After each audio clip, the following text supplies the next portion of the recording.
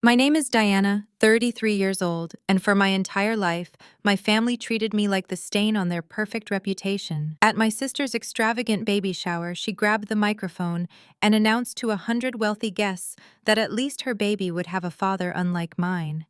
The room erupted in polite applause and stifled laughs. My mother nodded in agreement, loudly stating that some women just make bad choices. I sat perfectly still holding my iced tea. Then my 12-year-old son stood up, tapped his spoon against his glass, and asked a simple question. Aunt Melanie, should I tell everyone about Uncle Mike's other wife and 3 kids in Atlanta? The silence that followed was deafening. My brother-in-law dropped his crystal champagne glass, and it shattered across the polished marble floor. Before I continue this story, let me know where you are watching from in the comments below. Hit like and subscribe if you have ever had to smile through the disrespect of toxic relatives while secretly planning your escape. Growing up in our wealthy Connecticut suburb, I was the designated scapegoat. I had my son Leo when I was 21. My parents, Barbara and Richard, never let me forget how much I embarrassed them. My younger sister Melanie is 30. She was the golden child, the perfect daughter who married Mike. Mike is a 35-year-old African-American venture capitalist who drove a Porsche, wore custom Italian suits, and threw money around like it was water. My parents worshipped the ground he walked on. They thought I was just a low-level data entry clerk, scraping by in a small apartment. They had no idea I was actually a senior forensic accountant, specializing in corporate fraud, or that I made 3 times what my father did. I kept my life private because I knew they would only try to exploit me. The baby shower was held at the most exclusive country club in the state. Melanie demanded absolute perfection for her special day. The ballroom was draped in expensive white silk and decorated with thousands of imported orchids. When I arrived with Leo, my father immediately pulled me aside. He aggressively handed me a clipboard with the massive catering contract attached to it.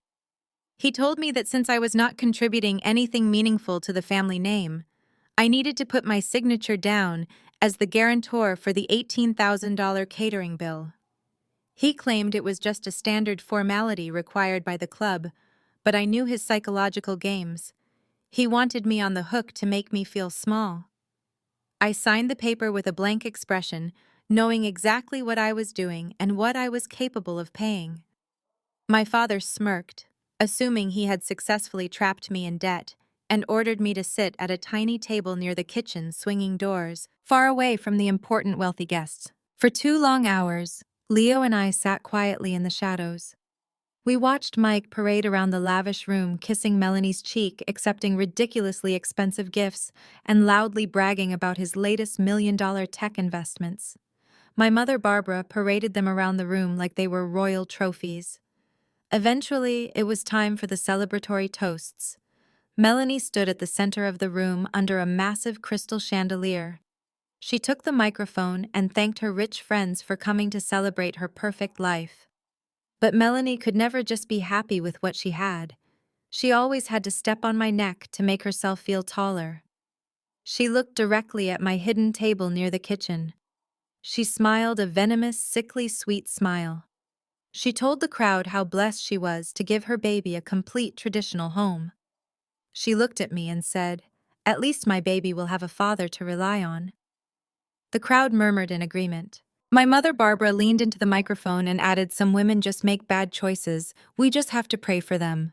The public humiliation was intentionally designed to break my spirit, but I did not cry. I looked at my son. Leo is a brilliant, observant boy. He is a computer genius who spends his free time digging through public records online just for fun. He knew exactly what my real job was, and he had learned quite a few investigative tricks from watching me work. Leo calmly stood up. He did not look angry or upset. He looked perfectly composed, like a predator cornering its prey. He tapped his metal spoon against his crystal water glass. The sharp clinking sound cut straight through the low murmurs of the wealthy guests. Every single eye in the room turned to the 12-year-old boy standing in the back. He looked right into his aunt's eyes. "Aunt Melanie," he said, his young voice carrying clearly and confidently across the completely silent ballroom. Should I tell everyone about Uncle Mike's other wife and 3 kids in Atlanta? The color instantly drained from Melanie's face. The entire room froze in absolute shock. Mike stared at Leo, his mouth hanging wide open. The crystal champagne glass slipped from Mike's trembling hand and crashed onto the marble floor. Absolute pandemonium broke out inside the upscale country club. The sharp sound of the shattering crystal glass seemed to break a hypnotic spell over the room. Melanie suddenly let out a high-pitched, piercing scream. She collapsed dramatically into a nearby velvet chair, aggressively clutching her pregnant belly, and began hyperventilating loudly. She faked a severe panic attack with the exceptional skill of a seasoned Hollywood actress, crying out that she could not breathe and that her unborn baby was in immediate danger. My mother Barbara rushed to her side in a blind panic, screaming for someone to get a glass of water, shooting murderous, hateful glares in my direction. The wealthy guests began whispering frantically among themselves, pulling out their expensive phones, entirely unsure if they should call an ambulance or simply leave the room to avoid the escalating scandal. Mike snapped out of his frozen state of shock, and his handsome face twisted with pure, unadulterated rage. He stomped aggressively across the polished ballroom floor, marching directly toward our isolated table near the kitchen doors. He pointed a violently trembling finger straight at Leo's face. "This kid is a delinquent," Mike yelled, his deep voice echoing aggressively off the high vaulted ceilings. "He is a pathological liar, just like his miserable mother. Diana, you need to control your lying, jealous son right this second before I do it for you." Before I could even stand up to defend my child, my father, Richard, was suddenly in my face. His face was bright red, thick veins popping dangerously in his neck. He slammed his heavy fist down on our small table, rattling our plates and silverware. "Look what you have done to your sister!" My father hissed at me, spitting his words with pure venom. "You are so violently jealous of your sister's success that you put your bastard child up to this disgusting stunt. You completely ruined her special day. Get your son on his knees right now and make him apologize to Mike. Make him apologize to every single person in this room, or I swear to God I will make you pay for every single cent of this expensive party." He aggressively pointed to the catering manager, who was nervously hovering nearby, holding the final bill on his wooden clipboard. The manager stepped forward cautiously, looking terrified by the screaming family dynamic, and quietly stated that the event balance of $18,000 needed to be settled immediately due to the severe disruption of the other club members. My father crossed his arms firmly across his chest and glared at me with absolute disgust. "You signed the guarantor paper earlier today, Diana. Pay the massive bill right now or the club will call the police on you for theft of services." He genuinely thought he had me backed into a corner. He thought I was a broke, desperate single mother who would immediately crumble under the heavy financial threat and beg for his mercy and protection. Instead of crying or apologizing, I calmly picked up my designer purse. I did not raise my voice. I did not show a single ounce of fear or intimidation. I reached into my leather wallet and pulled out a heavy, solid titanium credit card. It was an American Express Centurion Black card. I placed it firmly on the terrified manager's clipboard. The manager's eyes widened in profound shock, recognizing the exclusive invite-only card immediately. He nodded respectfully and rushed away to process the massive payment without uttering another word. My father stared at the solid black card in my hand, his smug, triumphant expression instantly morphing into utter confusion and disbelief. Mike immediately stopped yelling. He looked rapidly from the expensive credit card to my calm face, realizing for the very first time that the pathetic narrative they had confidently built about my life was completely wrong. I stood up tall and smoothed out the wrinkles in my dress. I put a protective hand on Leo's shoulder. I looked my father dead in the eye and told him that the bill was entirely handled and that I would be expecting a formal thank you note in the mail. Then I turned my full, cold attention to Mike. Mike was suddenly sweating profusely under the ballroom lights. His custom-tailored suit suddenly looked very tight and uncomfortable on his frame. I stepped closer to him, lowering my voice so only he, my father, and Leo could hear the truth. I smiled a cold, calculated smile. I told him that he was incredibly careless for a man pretending to be a brilliant venture capitalist. I calmly informed him that hiding his internet protocol address while paying his Georgia utility bills from a local Connecticut coffee shop was not nearly as smart as he thought it was.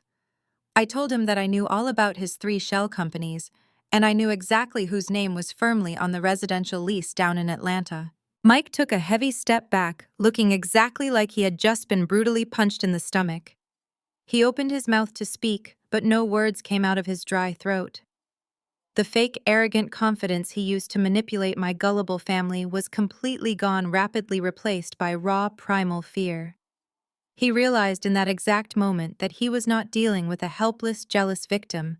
He was dealing with a professional who could destroy his entire fraudulent life with a single phone call to the authorities. I did not wait for his pathetic response. I turned away from the terrified fraud, took my brilliant son's hand, and confidently walked out of the upscale country club. The highly satisfying crunch of broken crystal glass echoed loudly under my heels with every single step I took toward the exit, leaving my toxic family behind to drown in the absolute chaos they had created for themselves. The very next morning, at exactly 7 o'clock, aggressive pounding echoed through my apartment. I was already awake, sitting at my kitchen island with a cup of hot black coffee and my secure work laptop open. I walked to the front door and looked through the peephole. My parents, Barbara and Richard, were standing in the hallway looking absolutely furious. My father's face was flushed red, and my mother was clutching her expensive designer handbag tightly to her chest.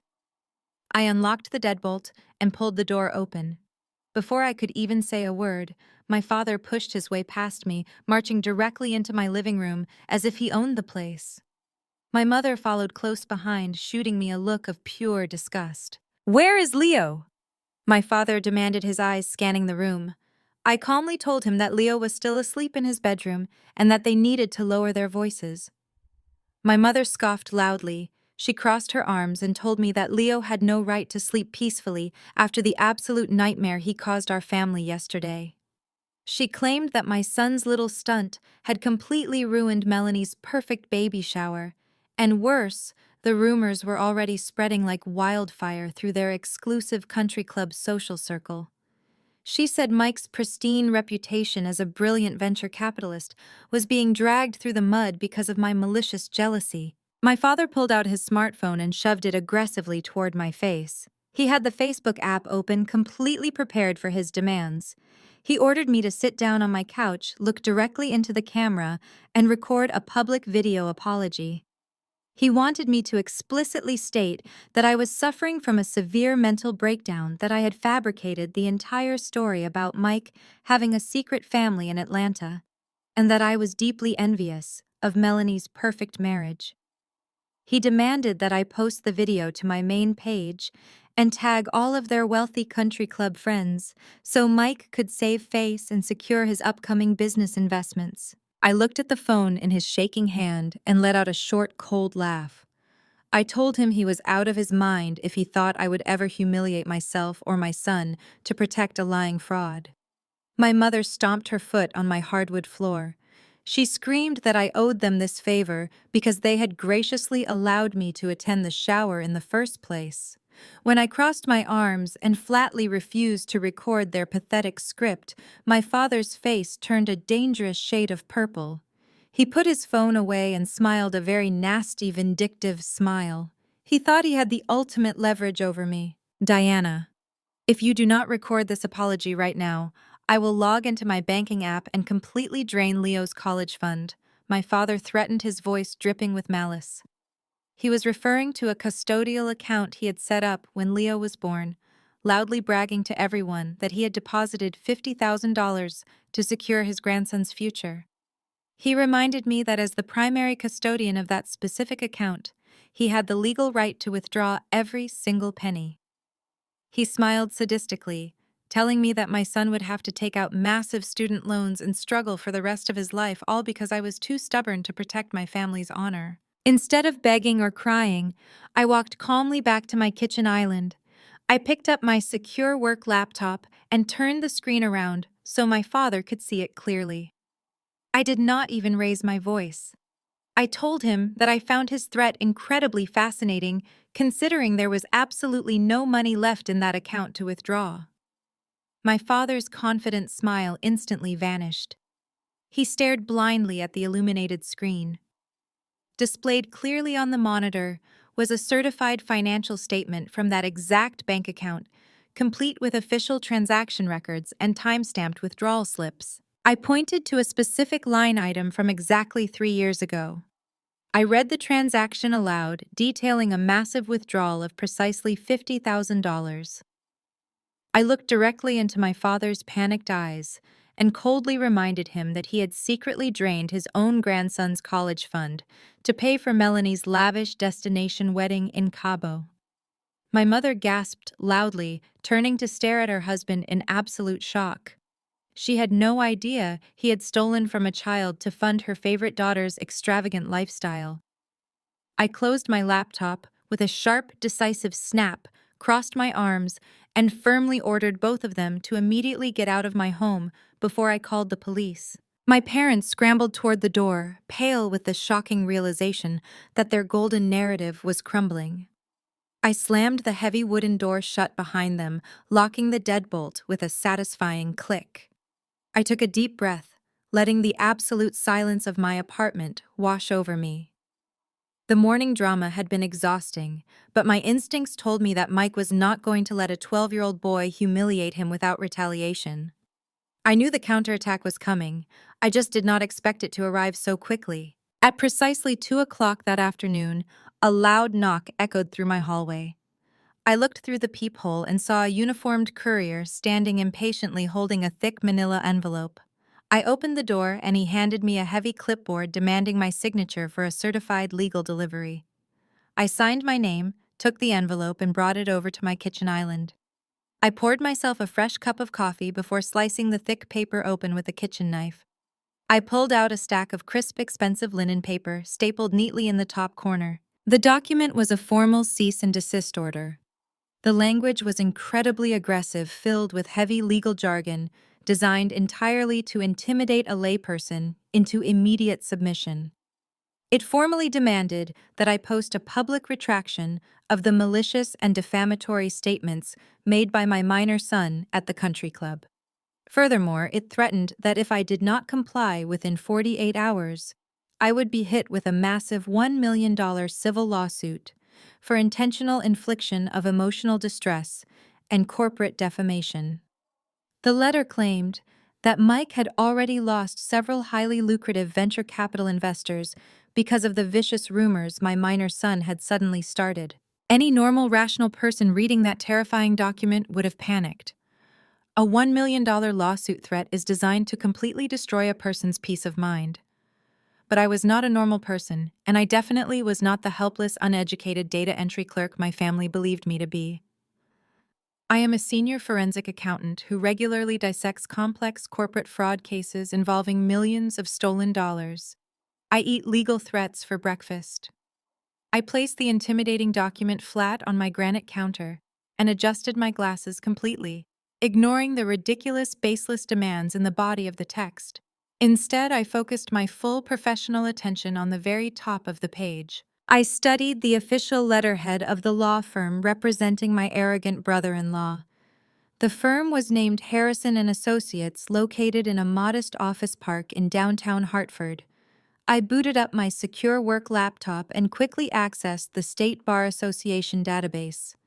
I typed in the name of the senior partner who had confidently signed the threatening letter.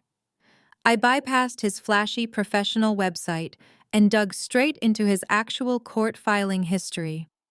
Within 3 minutes, my highly trained eyes found the glaring inconsistency that blew Mike's entire wealthy facade wide open.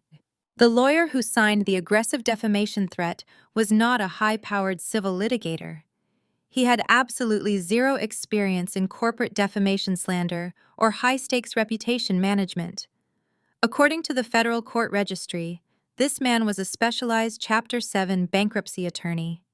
His entire legal career was strictly dedicated to helping desperate individuals liquidate their assets, discharge insurmountable consumer debt, and navigate total financial ruin. I leaned back in my chair, staring intently at the glowing computer screen as a cold, calculating smile spread across my face. The first major piece of the puzzle violently clicked into place. I asked myself a very simple logical question. Why would a highly successful venture capitalist, a man who supposedly manages millions of dollars in exclusive tech investments, retain a bargain basement bankruptcy specialist to handle $1 million defamation dispute? A real millionaire would have easily dispatched a ruthless corporate shark from a top-tier firm. Mike used this specific lawyer because this was the only lawyer he already had on a cheap monthly retainer. Mike was not rich at all. Mike was completely, absolutely broke. He was actively preparing for a massive personal bankruptcy filing behind my sister's back. The luxury cars, the custom-tailored suits, the expensive country club memberships, all of it was a fragile house of cards built on catastrophic hidden debt. The aggressive cease and desist letter was not a show of immense power. It was an act of sheer, desperate panic. Mike was desperately trying to silence me before I could look closely at his finances. I picked up the legal threat, tossed it casually into the trash can, and then I cracked my knuckles. It was finally time to dig much deeper. My phone suddenly started vibrating violently against the granite countertop. It was an endless stream of text messages, missed calls, and social media notifications. I picked it up and saw my sister's name tagged in dozens of posts. I opened Instagram. Melanie had just uploaded a highly produced 10-minute-long video to her main feed. She was sitting on her expensive velvet sofa, wearing no makeup to look vulnerable with tears streaming down her perfectly contoured face. She looked directly into the camera and told her thousands of followers that her family was going through a horrific tragedy. She claimed that I was suffering from a severe, dangerous psychotic break. She spun a wild, completely fabricated story about how I had been deeply obsessively jealous of her perfect marriage for years. According to Melanie, my son's outburst at the country club was actually a malicious script I had forced him to memorize because I wanted to destroy the happy family I could never have. The comments section was an absolute toxic wasteland. Aunts, uncles, and distant cousins who had not spoken to me in a decade were flooding my phone with pure hate. My Aunt Susan texted me that I was a bitter, twisted monster who deserved to be institutionalized immediately. My cousin David left a long voicemail calling me a pathetic loser who was traumatizing a pregnant woman for cheap attention. The entire extended family rallied around the golden child, eagerly swallowing every single lie she fed them without ever asking for my side of the story. A weaker person might have cracked under the immense weight of a coordinated public smear campaign. A normal sister might have frantically typed out a defensive response or filmed her own tearful video begging for understanding. I did neither. I calmly put my phone on silent, turned it face down on the cool counter, and walked away from the manufactured drama. I did not care what a bunch of superficial enablers thought of me. I had a much more important target in my crosshairs. I sat down at my home office desk, booted up my heavily encrypted work laptop, and logged directly into the federal corporate databases I use for my high-level fraud investigations. If Mike wanted to play a high-stakes game of financial hide-and-seek, he was about to learn that he had picked a fight with the apex predator of the accounting world. I started by pulling the basic state registry for his primary business, which he proudly called Apex Vanguard Capital. According to his loud bragging at country club dinners, this firm managed over $50 million in exclusive tech startups. But when I cross-referenced the company name with the Securities and Exchange Commission database, I found absolutely nothing. Zero SEC filings, no registered broker licenses, no official records of any legitimate investment activity whatsoever. A venture capital firm managing millions of dollars is legally required to file extensive public disclosures. Mike's firm did not exist on any federal regulatory radar. It was a complete ghost. I dug much deeper, tracing the exact corporate structures linked to his name. I found 3 different limited liability companies registered in Delaware, a state notorious for corporate secrecy. Using my advanced forensic software, I bypassed the surface-level anonymity and pulled the actual operational documents. What I found was a textbook financial illusion. These were not functioning businesses. They were empty shell companies designed specifically to move money around in circles to create the fake appearance of massive wealth and high-volume cash flow. There were no tech startups. There were no million-dollar returns. The prestigious corporate address listed on his flashy business cards was just a cheap virtual mail drop located in a strip mall. Mike was not investing anyone's money into the future of technology. He was running a sophisticated financial shell game, a desperate mirage built entirely on smoke and mirrors. He was shuffling funds from one empty account to another just to generate fake bank statements and secure more fraudulent loans from unsuspecting victims. The reality of the situation was far worse than I had originally thought. Mike was not just a liar with a secret second family. He was an active, reckless financial predator. And based on the terrifying realization forming in the back of my mind, I knew exactly who his primary financial victims had to be. My parents worshipped him blindly. They trusted him implicitly with everything they had. My phone was still silently flashing with hateful messages from my family, defending the very man who was actively destroying them. I closed the federal database and leaned back in my leather office chair. It was time to show my foolish parents the actual monster they were so fiercely protecting. I spent the next 2 hours meticulously printing out every single piece of damning evidence I had legally extracted from the federal databases. I organized the official documents into a thick black leather binder. It contained the fake corporate registries, the non-existent Securities and Exchange Commission filings, and the humiliating background profile of Mike's cheap bankruptcy lawyer. I was holding a financial death warrant in my hands. I picked up my phone and called my father. I told him I needed to come over immediately to discuss something strictly confidential regarding his personal finances. He sounded deeply annoyed, complaining about the endless drama, but I insisted it was a matter of total family urgency. I left Leo at home with a trusted neighbor and drove straight to my parents' sprawling estate. When I arrived, my parents were sitting in their lavish formal living room, drinking expensive scotch. They looked at me with absolute contempt as I walked through the double doors. My mother, Barbara, was already scowling, crossing her arms tightly over her cashmere sweater. I stood in the center of the room and took a deep breath. I decided to drop the disguise I had worn for my entire adult life. I looked them straight in the eye and revealed that I was not a low-level clerk. I explained that I was a senior forensic accountant, a highly paid certified fraud examiner who tracked stolen corporate funds for a living. I placed the thick black binder firmly on the heavy glass coffee table. I told them that Mike was completely broke, his firm was a shell company, and he was actively defrauding them. Instead of looking shocked by my professional disclosure, my mother's face twisted into an ugly mask of pure rage. She stood up abruptly, her face flushed bright red. She screamed that I was a pathological liar who would say absolutely anything to destroy my sister's happiness. I tried to point to the official federal documents, begging them to just look at the dates and the missing tax identification numbers. Before I could even open the first page to show them the proof, my mother stepped forward and violently slapped the heavy binder right out of my hands. The thick leather spine hit the sharp edge of the coffee table, bursting open and sending dozens of highly sensitive financial documents scattering wildly across their expensive Persian rug. She pointed a shaking finger at the front door and yelled that I was a jealous, toxic monster who could not stand to see anyone else succeed. I stood perfectly still, looking down at the scattered papers. I turned to my father, expecting at least a tiny shred of logical curiosity from a man who constantly prided himself on his sharp intellect. But Richard was just sitting back in his leather armchair, swirling the amber liquid in his crystal glass. He was smiling. It was a cold, incredibly smug smile that sent a sudden, terrifying chill down my spine. He told my mother to calm down, stating that my desperate little accounting presentation was entirely pointless anyway. My father leaned forward, looking at me as if I were a pathetic peasant standing in his royal castle. He proudly announced that they had already taken permanent steps to protect the family wealth from my jealous hands.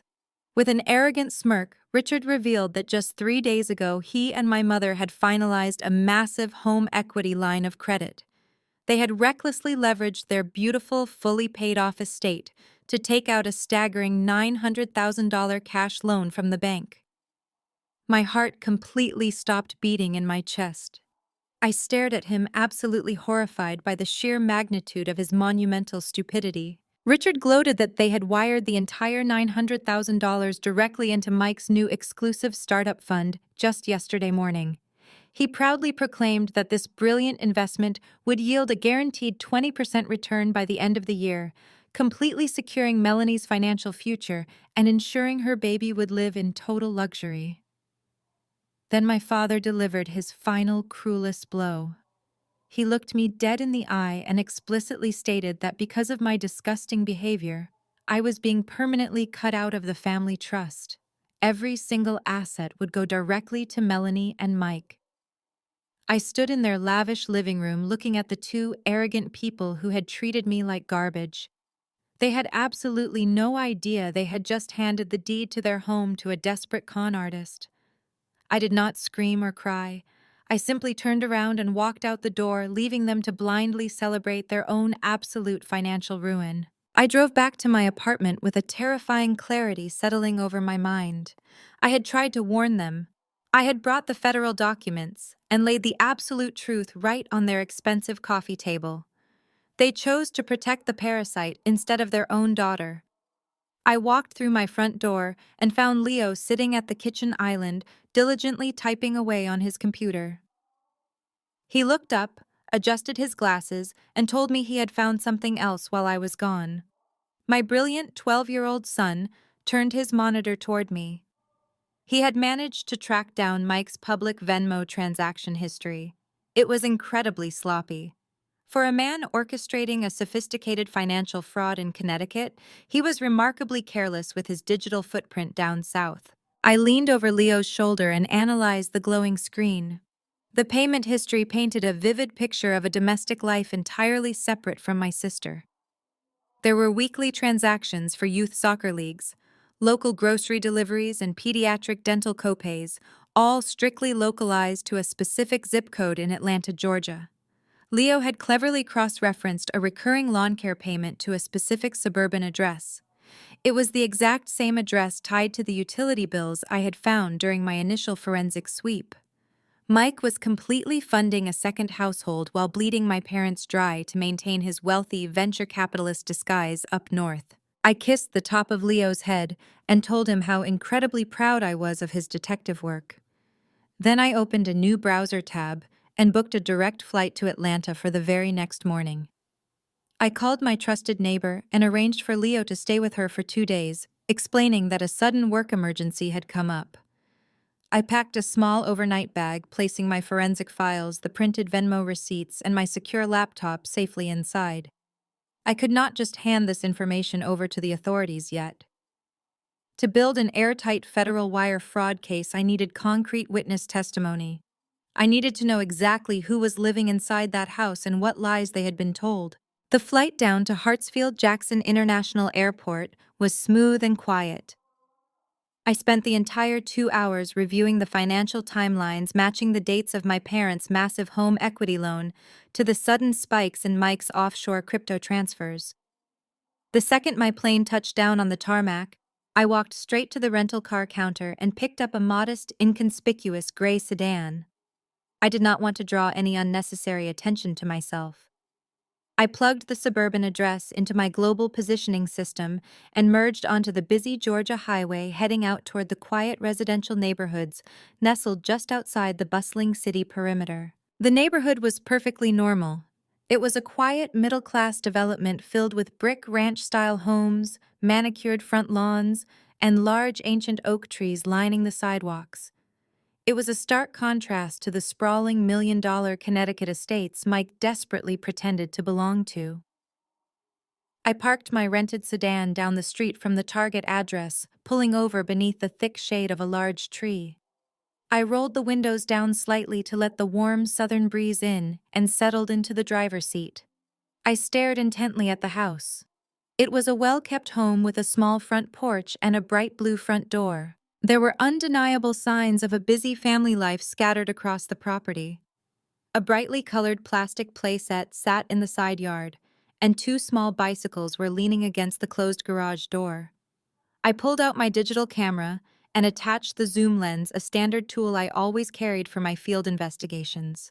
I snapped a few photos of the property, carefully documenting the license plate of the silver minivan parked in the wide driveway. According to the state registry records I quickly pulled on my phone, the vehicle was registered directly to Mike. The puzzle pieces were locking together perfectly, forming a picture of absolute devastating betrayal. I sat in the quiet car for over an hour, patiently watching the house. I knew from the Venmo transaction timestamps that whoever lived there usually accepted deliveries or checked the mail around noon. I just needed to see a face. I needed to confirm that the woman living inside this house was entirely real, and not just another fake identity Mike had fabricated to launder his stolen money. Just as I checked my watch, the blue front door finally opened. I held my breath, raising my camera lens. A beautiful African-American woman stepped out onto the porch, carrying a small laundry basket, completely unaware that her entire reality was about to come crashing down. I lowered my camera and placed it securely on the passenger seat. I took a deep breath, opened the car door, and stepped out onto the warm Georgia pavement. I crossed the street with measured, confident steps.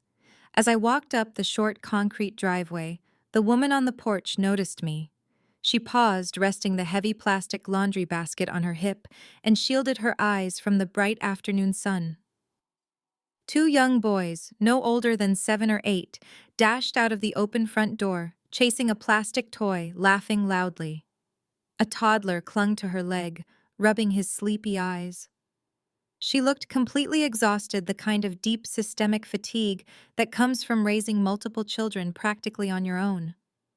She offered a polite but confused smile as I approached the bottom of the wooden porch stairs. "Can I help you with something?" she asked, her voice soft and carrying a warm southern accent. I stood at the base of the steps and looked directly into her tired eyes. I did not want to drag this out or play any manipulative games. I introduced myself simply as Diana. I asked her directly if she was the legal resident of this property and if she was married to a man named Mike. Her polite smile instantly vanished, replaced by a sharp look of protective maternal caution. She pulled the toddler slightly closer behind her leg. She told me her name was Jasmine, and she confirmed that Mike was indeed her husband. She asked me if I was one of his wealthy clients from the investment firm, or if something terrible had happened to him on his business trip. I asked her to clarify what business trip she was referring to. Jasmine let out a heavy sigh, shifting the laundry basket to her other hip. She explained that Mike was currently in Seattle for an intensive month-long corporate retreat with the senior partners at his venture capital firm. She told me he had been working incredibly long hours up the coast for the past few years, flying back to Atlanta every other weekend just to see the kids. She sounded so incredibly proud of him, bragging mildly about how hard he worked to provide for their family, despite the brutal travel schedule. I felt a sudden sharp pang of genuine sympathy for this woman. She was not a gold digger or a willing accomplice in his massive financial fraud. She was just another innocent victim trapped in his web of lies. I took a step up onto the wooden porch and lowered my voice, ensuring the playing children could not hear what I was about to say. I told Jasmine that Mike was not in Seattle, and he certainly was not attending any corporate venture capital retreats. Jasmine furrowed her brow, looking at me as if I had just lost my mind. She reached into her pocket, defensively pulling out her smartphone to show me a text message he had sent her just that morning, claiming he was heading into a board meeting on the West Coast. I shook my head slowly in response. I reached into my designer purse and pulled out my own phone.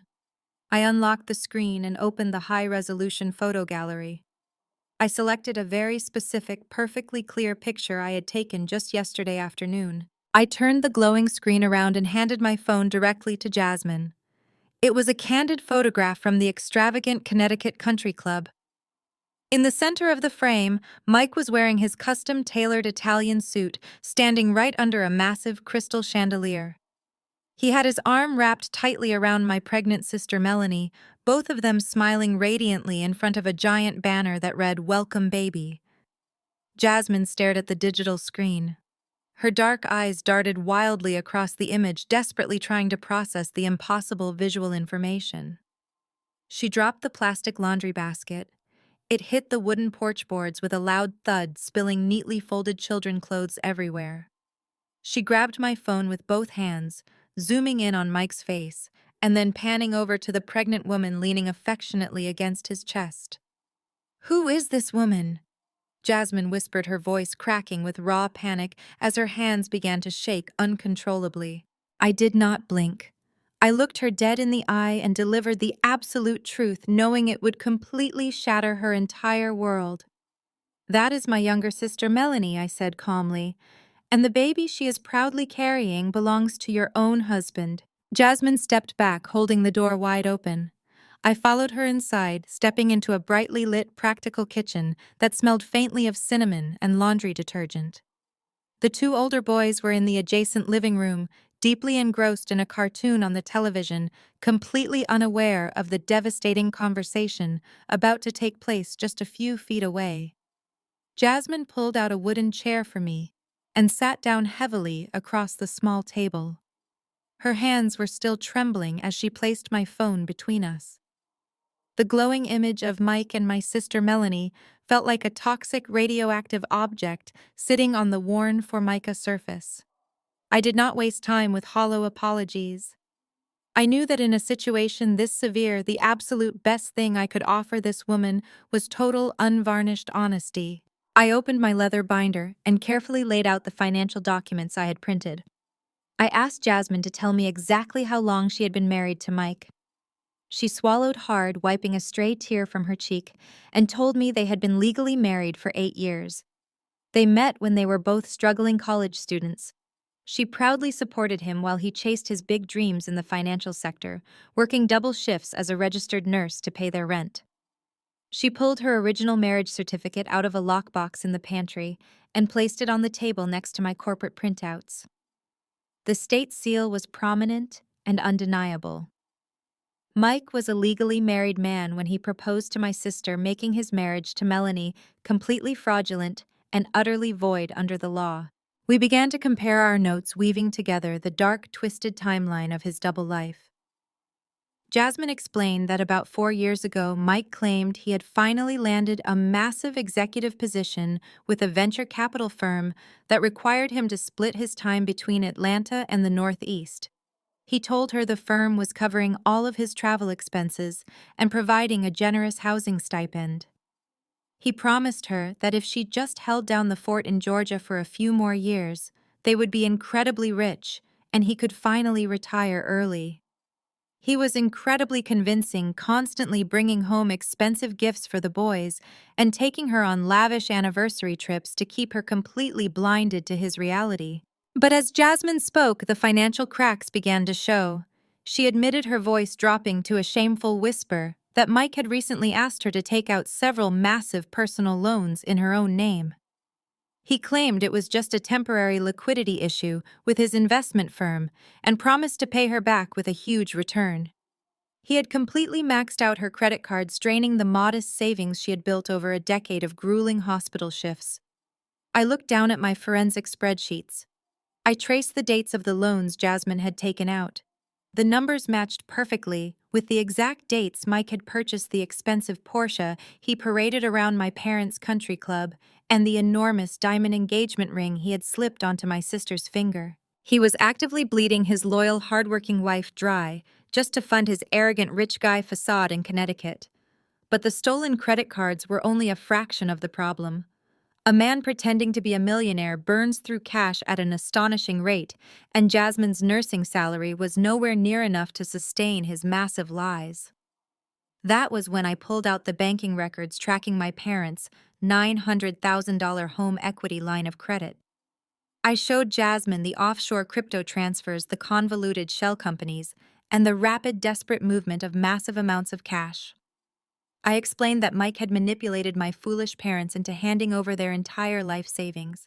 Jasmine looked at the staggering numbers on the paper, her eyes widening in absolute horror. She slowly shook her head, piecing together a terrifying reality she had tried to ignore for years. She told me that Mike had a severe, debilitating gambling addiction early in their relationship, something he swore he had completely conquered before they got married.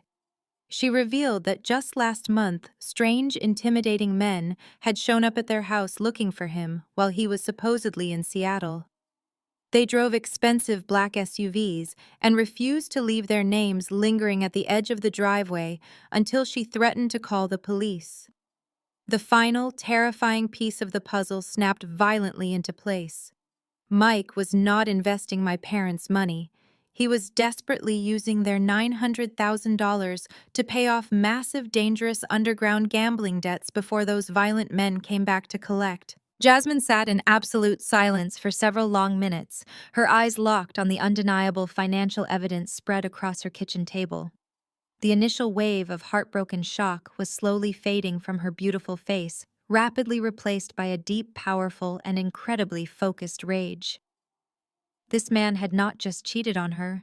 He had systematically stolen her hard-earned credit, drained her savings, endangered her children with violent gambling debts, and legally married another woman to further his twisted financial crimes. She looked up at me, her dark eyes flashing with a dangerous, protective maternal fury. She asked me what we were going to do to completely destroy him. I smiled a cold, calculating smile. I told her that we were not going to scream or cry, and we certainly were not going to give him the satisfaction of a chaotic, emotional confrontation. Instead, I explained we were going to utterly obliterate him using the one thing he cared about the most: money and the law. I opened my secure work laptop and created a brand new encrypted folder. I told Jasmine that based on the evidence we had just compiled, Mike had committed multiple severe state and federal felonies. By marrying my sister Melanie without legally divorcing Jasmine, he had committed bigamy, which is a serious crime that completely nullifies the second marriage. Furthermore, by actively moving $900,000 of stolen loan money across state lines into offshore cryptocurrency accounts, he had committed massive federal wire fraud. I explained that when the federal government catches you moving stolen money, they also want to know exactly how much you failed to report on your official tax returns. Tax evasion is the federal charge that finally put Al Capone behind bars, and it was absolutely going to be the final nail in Mike's fraudulent coffin. Jasmine leaned forward, her anger fueling a sharp, intelligent focus. She pulled open a kitchen drawer and began handing me every single bank statement, utility bill, and loan document she could find with his name on it. I spent the next 3 hours sitting at that small suburban kitchen table, typing furiously on my laptop while Jasmine organized the chaotic paperwork. Utilizing my extensive professional experience as a senior forensic accountant, I began drafting a highly detailed, comprehensive whistleblower report addressed directly to the Criminal Investigation Division of the Internal Revenue Service. The IRS operates a specific whistleblower program that financially rewards individuals who provide actionable evidence of massive tax fraud. I meticulously structured the report to ensure that Jasmine, as the innocent legal wife who had been financially victimized, would be designated as the primary whistleblower. I explained to Jasmine that when the federal agents inevitably seized Mike's hidden offshore accounts and liquidated his remaining assets, she would be legally entitled to up to 30% of the total recovered funds. This massive financial reward would easily pay off the fraudulent debt he had saddled her with and secure a safe, comfortable future for her 3 young boys. Tears welled up in Jasmine's eyes, not from sadness, but from a profound sense of relief and sudden empowerment. She realized that she was no longer a helpless victim trapped in his cruel lies. She was an active participant in his total destruction, legally securing her own children's future with the very money he had tried to steal. We finalized the thick digital dossier attaching high-resolution scans of every single piece of evidence. I did not hit submit just yet. Submitting the federal report would trigger an immediate massive investigation, and I still had one major piece of family business to handle back in Connecticut. I needed my toxic parents to clearly see the devastating reality of their blind favoritism, and I needed my arrogant sister to fully experience the crushing weight of the fake life she had constantly rubbed in my face. I looked at Jasmine and outlined the final brutal phase of my plan. I asked her if she was willing to take a short, highly dramatic trip up north. Jasmine stood up from the kitchen table, her posture perfectly straight and incredibly confident. She looked down at the original marriage certificate lying next to the horrific financial spreadsheets. She told me she would go absolutely anywhere to ensure Mike paid for what he had done to their family. We shook hands right there in her kitchen, forming an unbreakable alliance forged in the fires of absolute betrayal. Two incredibly different women, bound together by the unforgivable actions of a single parasitic man. I packed up my secure laptop and the leather binder. It was finally time to fly back to Connecticut, set the ultimate federal trap, and watch the entire fake venture capitalist empire burn entirely to the ground. The flight back to Connecticut felt like stepping from a sweltering oven directly into a deep freeze. I landed late in the evening, the cold northern wind biting through my light jacket, as I walked to my car. I picked up Leo from my neighbor's house, giving him a tight hug and promising that the chaos was almost over. I did not want to worry him with the massive federal trap I was currently building. I just needed to buy myself a little more time to finalize the IRS paperwork and coordinate with Jasmine. But my father Richard was not a patient man. The very next morning, a heavy knock echoed through my apartment before I had even poured my first cup of coffee. It was not another courier.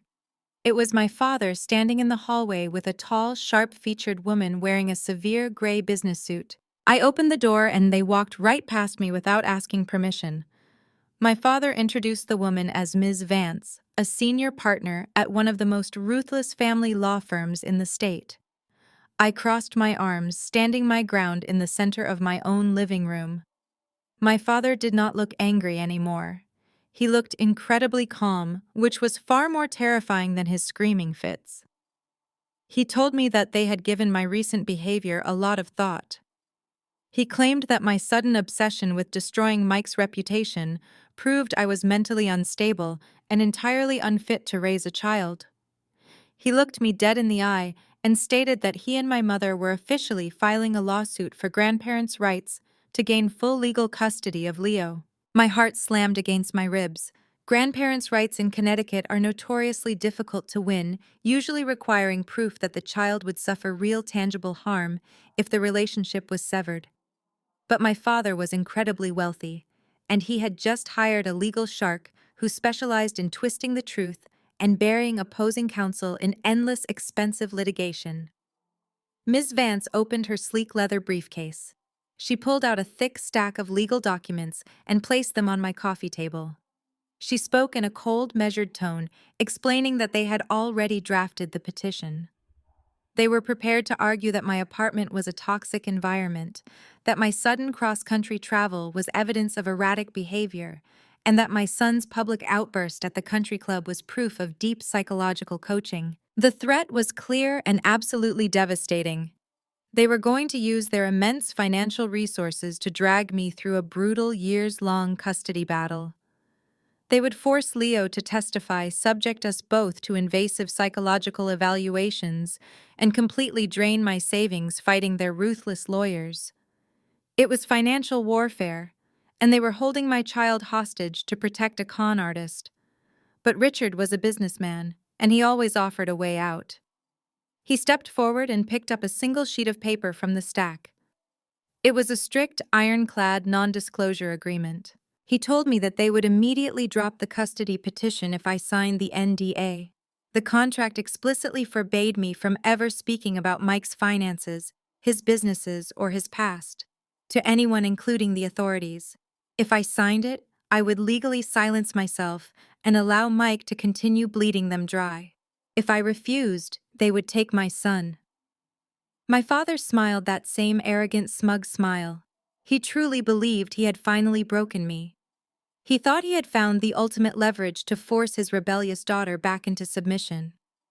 He handed me an expensive gold pen and pointed to the signature line at the bottom of the page. I looked down at the strict legal document. I felt a surge of pure violent anger burning in my chest, but I forced my face to remain completely neutral. I knew exactly what they were doing. They were trying to back me into a corner where I had to choose between the truth and my child. But they had fundamentally misunderstood who they were dealing with. I am a forensic accountant. I spend my entire life analyzing complex legal traps and finding the hidden exits. I did not argue with them. I did not scream or cry about the blatant injustice of their threats. I simply looked at my father and told him that this was a massive decision, and I needed 24 hours to review the contract with my own legal counsel before signing anything. Ms. Vance looked slightly annoyed, but my father nodded confidently. He believed he had won. He told me they would be waiting for my signature, and if I tried to pull any more stunts, the custody papers would be filed immediately. They turned and walked out of my apartment, leaving the heavy NDA sitting on my table like a loaded weapon. I waited until I heard the elevator ding at the end of the hall. Then I picked up the document, threw it directly into the trash can, and pulled out my phone. It was time to call the Federal Bureau of Investigation. I dialed the federal tip line, navigating through the automated menus until I reached a duty agent in the white-collar crime division. I did not give them the full story yet. I simply provided my credentials as a certified forensic accountant and stated that I was compiling a massive multi-state wire fraud and tax evasion dossier that required immediate senior review. They gave me a direct, secure email address and told me to send the files the moment they were ready. I hung up the phone and looked down at the crumpled non-disclosure agreement sitting at the bottom of my trash can. A brilliant, highly dangerous idea began to form in my mind. Submitting the federal report would trigger a quiet, behind-closed-doors investigation. Mike would probably find out, hire a criminal defense attorney with my parents' money, and drag the process out for years, while Melanie continued to play the victim. I needed something much faster. I needed a spectacular public execution of his fraudulent empire. I reached into the trash, pulled out the crumpled paper, and smoothed it flat on my kitchen counter. I sent a brief text message to my father telling him to meet me at a restaurant downtown in 2 hours with his lawyer and his precious son-in-law. The restaurant Richard chose was an outrageously expensive steakhouse in downtown Hartford, the kind of place with dim ambient lighting, dark mahogany walls, and waiters wearing crisp white tuxedos. I walked into the private dining alcove and found the three of them already seated. My father looked incredibly stern, sipping a glass of expensive bourbon. Ms. Vance, the ruthless family lawyer, had her sleek leather briefcase open on the table, a fresh, pristine copy of the non-disclosure agreement resting right next to her untouched water glass. But it was Mike who truly made my blood boil. He was leaning back in his plush leather booth, wearing another custom-tailored suit, exuding an aura of absolute invincibility. He offered me a sickeningly sweet, condescending smile as I slid into the booth across from him. He genuinely thought he had won. He thought his cheap legal threats had completely terrified the jealous, uneducated sister-in-law into permanent silence. Mike did not even wait for me to order a drink. He picked up the fresh non-disclosure agreement and slid it arrogantly across the polished wooden table. He told me to just sign the paper so we could all go back to being a big, happy family. I did not reach for the pen. Instead, I picked up the document and pretended to read it carefully. Then I looked directly at Ms. Vance. I let out a sharp, mocking laugh that echoed loudly in the quiet alcove. I told her that for a senior partner charging $800 an hour, her grasp on Connecticut state custody precedents was downright embarrassing. I systematically dissected her hollow legal threats, citing 3 recent state Supreme Court rulings that explicitly prevented wealthy grandparents from weaponizing their finances to sever parental rights without undeniable proof of physical endangerment. I watched the blood drain slightly from the lawyer's face as she realized I actually knew exactly what I was talking about. I leaned forward and told my father that his ridiculous custody petition would be thrown out of family court by a judge in less than 10 minutes. For a brief moment, absolute panic flickered in Mike's eyes. He looked at my father, terrified that their leverage had just evaporated. But I knew that if I walked away right now, they would just find another dirty way to attack my son. I needed them completely distracted and feeling victorious while I finalized the federal trap with Jasmine. So I took a deep breath and let my shoulders slump forward.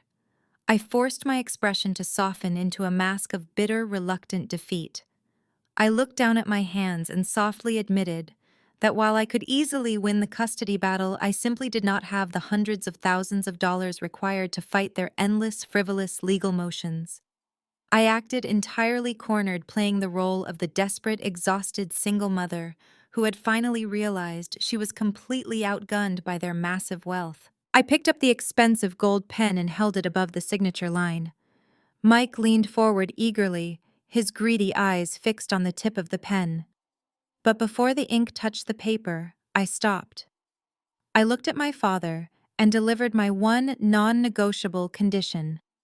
I told him that if he wanted my permanent silence, I was not going to sign this document hiding in the dark corner of a restaurant like a criminal. I demanded to sign it publicly. I told them I would sign the non-disclosure agreement at Melanie's upcoming massive vow renewal and gender reveal party this weekend. I claimed it was the only way to publicly prove my total submission to the family hierarchy and permanently clear Mike's name in front of all their wealthy friends. The logic appealed perfectly to their monumental egos. Mike laughed out loud, his arrogant confidence fully restored. He clapped his hands together and agreed immediately, completely unaware that he had just personally approved the venue for his own federal arrest. I left the dark, expensive steakhouse with a bitter taste in my mouth, but a fiery sense of triumph burning in my chest. Mike had swallowed the bait completely. He was so blinded by his own arrogance and his desperate need to maintain his flawless public image that he did not even realize he was stepping directly into a meticulously constructed trap. I drove back to my apartment, locked the door, and immediately opened my encrypted laptop. The 24-hour clock was officially ticking. I had promised to sign their ridiculous non-disclosure agreement by the weekend, which meant I had less than 5 days to legally dismantle a multi-state financial illusion. I called Jasmine in Atlanta, updating her on our fast-approaching non-negotiable weekend deadline. I was not going to let him get away with it. I did not rely on the standard federal tip line anymore. As a senior forensic accountant handling massive corporate fraud cases, I had cultivated several highly classified professional contacts over the years. I bypassed the red tape and made a direct phone call to Special Agent Thomas, a seasoned investigator within the Federal Bureau of Investigation White-Collar Crime Division. I had worked alongside his financial task force 2 years ago on a massive embezzlement case. I told him I needed an urgent off-the-books meeting at the regional field office first thing in the morning. I promised him I was holding a bulletproof multi-state wire fraud and tax evasion dossier involving nearly $1 million in stolen home equity funds. He told me to bring all the files at dawn. He knew I was entirely serious. At 6 o'clock the next morning, I walked into the sterile conference room of the FBI regional headquarters. I slid the thick leather binder across the metal table to Special Agent Thomas and his partner. I did not waste their time with the emotional family drama. I spoke their language. I laid out the undeniable paper trail showing the exact route of my parents' $900,000 cash loan. I traced the money from their heavily leveraged Connecticut estate through Mike's 3 fake Delaware shell companies and directly into the offshore cryptocurrency wallets he was using to pay off illegal gambling syndicates. I showed them the falsified venture capital portfolios, the unpaid federal taxes, and the completely fabricated investment returns he used to lure his victims. The compiled evidence was absolutely undeniable. Thomas spent 45 minutes reviewing the financial spreadsheets in absolute silence.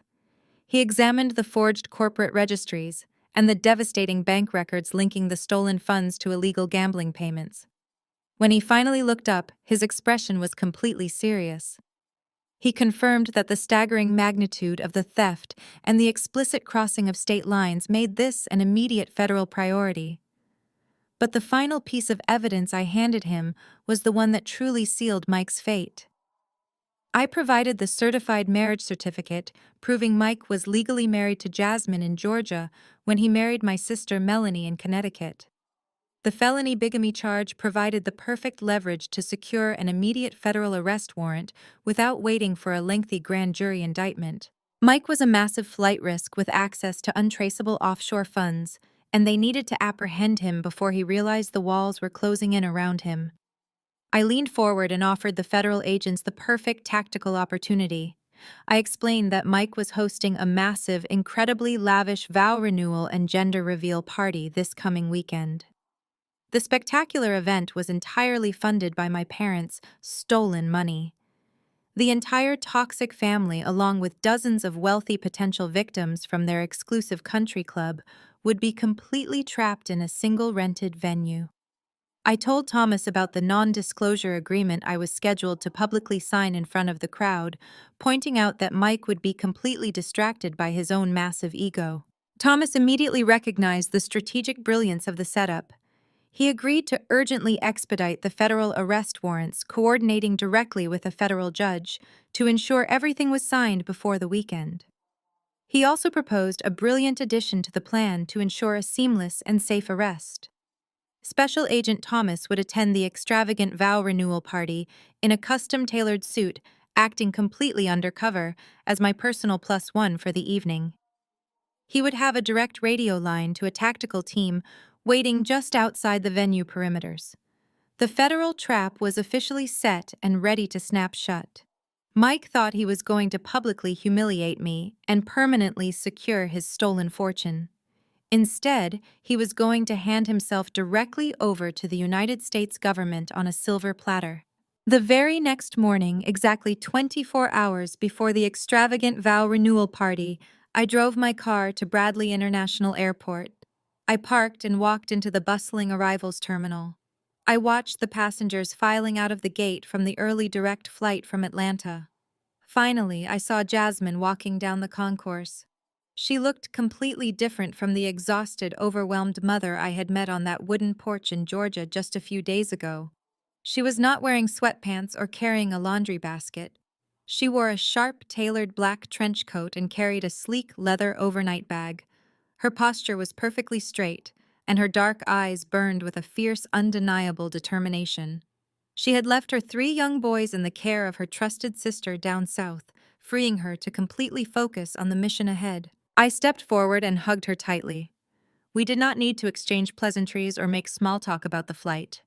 We were 2 women bound by a shared silent understanding of the absolute destruction we were about to unleash. I grabbed her heavy leather bag and escorted her out to my car. I did not take her to my apartment. I knew my toxic parents or Mike might try to ambush me with another surprise visit to enforce their ridiculous legal threats, and I could not risk them seeing Jasmine before the trap was sprung. Instead, I drove us straight into downtown Hartford to a massive, incredibly luxurious high-rise hotel. I had already booked their finest executive suite under my own corporate account. We walked into the sprawling hotel room. It featured floor-to-ceiling windows overlooking the city skyline, a massive king-sized bed, and a long mahogany conference table in the center of the living area. Jasmine dropped her bag near the door and let out a long, heavy sigh. She walked over to the massive window, looking out over the wealthy northern state where her husband had secretly built his fraudulent second life. I ordered room service, asking for a pot of strong black coffee and some light pastries. Then I pulled my secure work laptop and the thick leather binder out of my bag. I placed them firmly on the polished mahogany table. It was time to conduct our final review of the federal evidence. Jasmine sat down across from me, rolling up her sleeves. She unzipped a secure pocket inside her overnight bag and pulled out a crisp, pristine document encased in a protective plastic sleeve. She slid it smoothly across. It was her original state-certified marriage certificate. The raised golden seal glimmered under the bright hotel lights. This single piece of paper was our ultimate trump card. It proved without a shadow of a doubt that Mike was legally married in the state of Georgia, making his entire marriage to my sister Melanie a complete legal fiction and a prosecutable felony. I placed the marriage certificate at the very top of our evidence pile. Next, I opened my laptop and pulled up the digital files I had provided to the federal agents. I turned the glowing screen toward Jasmine, walking her through the complex financial web Mike had woven. I showed her the 3 fake Delaware corporate charters. I pointed out the fabricated employer identification numbers and the fraudulent registered agent addresses. I explained exactly how he had used these empty shell companies to create the illusion of a massive venture capital firm, tricking my gullible parents into believing he was a financial genius. Jasmine studied the documents intently, her jaw clenched tight as she recognized her own forged signature on several of the initial loan applications he had used to fund the setup. Finally, we reviewed the most devastating piece of the financial puzzle. I pulled up the encrypted transaction logs detailing the massive theft of my parents' home equity line of credit. I traced the $900,000 as it was wired out of their local Connecticut bank account, passed quickly through the fake Delaware shells, and ultimately vanished into 3 anonymous offshore cryptocurrency wallets. I showed Jasmine the exact timestamps proving that Mike had executed the final transfer just hours after his dangerous gambling associates had shown up at her house in Atlanta. We sat in the quiet luxury suite for hours, meticulously memorizing every single date, dollar amount, and legal statute. We rehearsed the timeline until it was completely flawless. There was absolutely no room for error or hesitation. Tomorrow, we were walking into a room filled with dozens of wealthy, arrogant people who believed they were untouchable. Tomorrow, we were going to tear down Mike's entire fake empire brick by brick right in front of the people he had tried to impress. Early the next morning, sunlight streamed through the luxury hotel suite, signaling the day that would change everything. I woke up feeling incredibly calm and fully focused. Jasmine was already awake, sitting at the mahogany table, reviewing the financial documents one last time. I poured myself some coffee when my phone buzzed violently against the marble counter. It was a massive text message from Melanie. Even today, on what was supposed to be the most important and glamorous day of her entire life, she simply could not resist the desperate toxic urge to micromanage my life and put me down. I opened the message and read through the ridiculous list of demands she had typed out. Melanie called them the rules of engagement for my attendance at her exclusive event. She explicitly ordered me to wear a dull, muted color, specifically suggesting an unflattering shade of beige or gray, so I would not accidentally draw any attention away from her spectacular custom gown. She demanded that I enter through the side door of the venue to avoid being photographed by the professional videographer she had hired. Furthermore, she strictly forbade me from speaking to any of the wealthy country club guests, or Mike's incredibly important venture capital investors. She stated that I was only allowed to sit at a designated table in the very back of the room, sign the non-disclosure agreement when prompted, and immediately leave the premises before the dessert course was served. I read the long, insulting paragraph aloud to Jasmine. We both let out a cold, knowing laugh. Melanie was so consumed by her shallow insecurities and her desperate need to maintain her fake social status that she had absolutely no idea she was trying to dictate the seating arrangements at her own funeral. I did not bother replying to the text message. I simply deleted it and walked directly into the master bedroom to prepare my armor for the evening. I was absolutely not going to wear a dull beige dress and hide in the shadows like an obedient, beaten dog. I was walking into a war zone to execute a massive federal sting operation, and I intended to look exactly like the highly paid, ruthless senior forensic accountant that I truly was. I reached into the closet, unzipped my heavy garment bag, and pulled out a stunning razor-sharp designer suit. It was tailored perfectly to my frame, constructed from deep navy blue Italian wool with a crisp white silk blouse underneath. The lines were sharp, powerful, and undeniably authoritative. I slipped into a pair of sleek black leather stilettos that echoed with a sharp, commanding click against the hardwood floor. I pulled my hair back into a tight, flawless knot, applying a bold swipe of red lipstick. I looked in the full-length mirror and saw a woman who was completely untouchable. I was not the pathetic, jealous sister Melanie wanted me to be. I was the person holding the match that would burn her fake world down.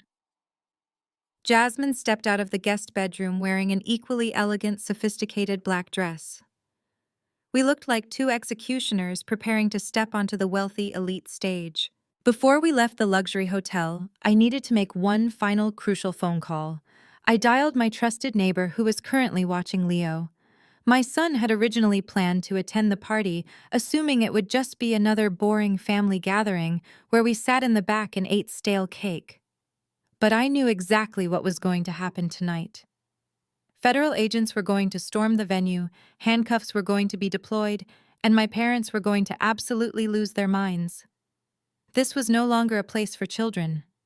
It was an active federal trap. I spoke gently to my neighbor, instructing her to keep Leo at her apartment for the entire night. I told her to order his favorite pizza, rent some movies, and absolutely keep him off social media, ensuring he was completely shielded from the traumatic, chaotic explosion about to happen. I hung up the phone, feeling a massive wave of protective relief wash over me. My son was safe, secure, and entirely removed from the blast radius. I picked up my designer handbag, carefully placing the certified legal documents and the thick financial dossier inside. I checked my encrypted messaging app one last time.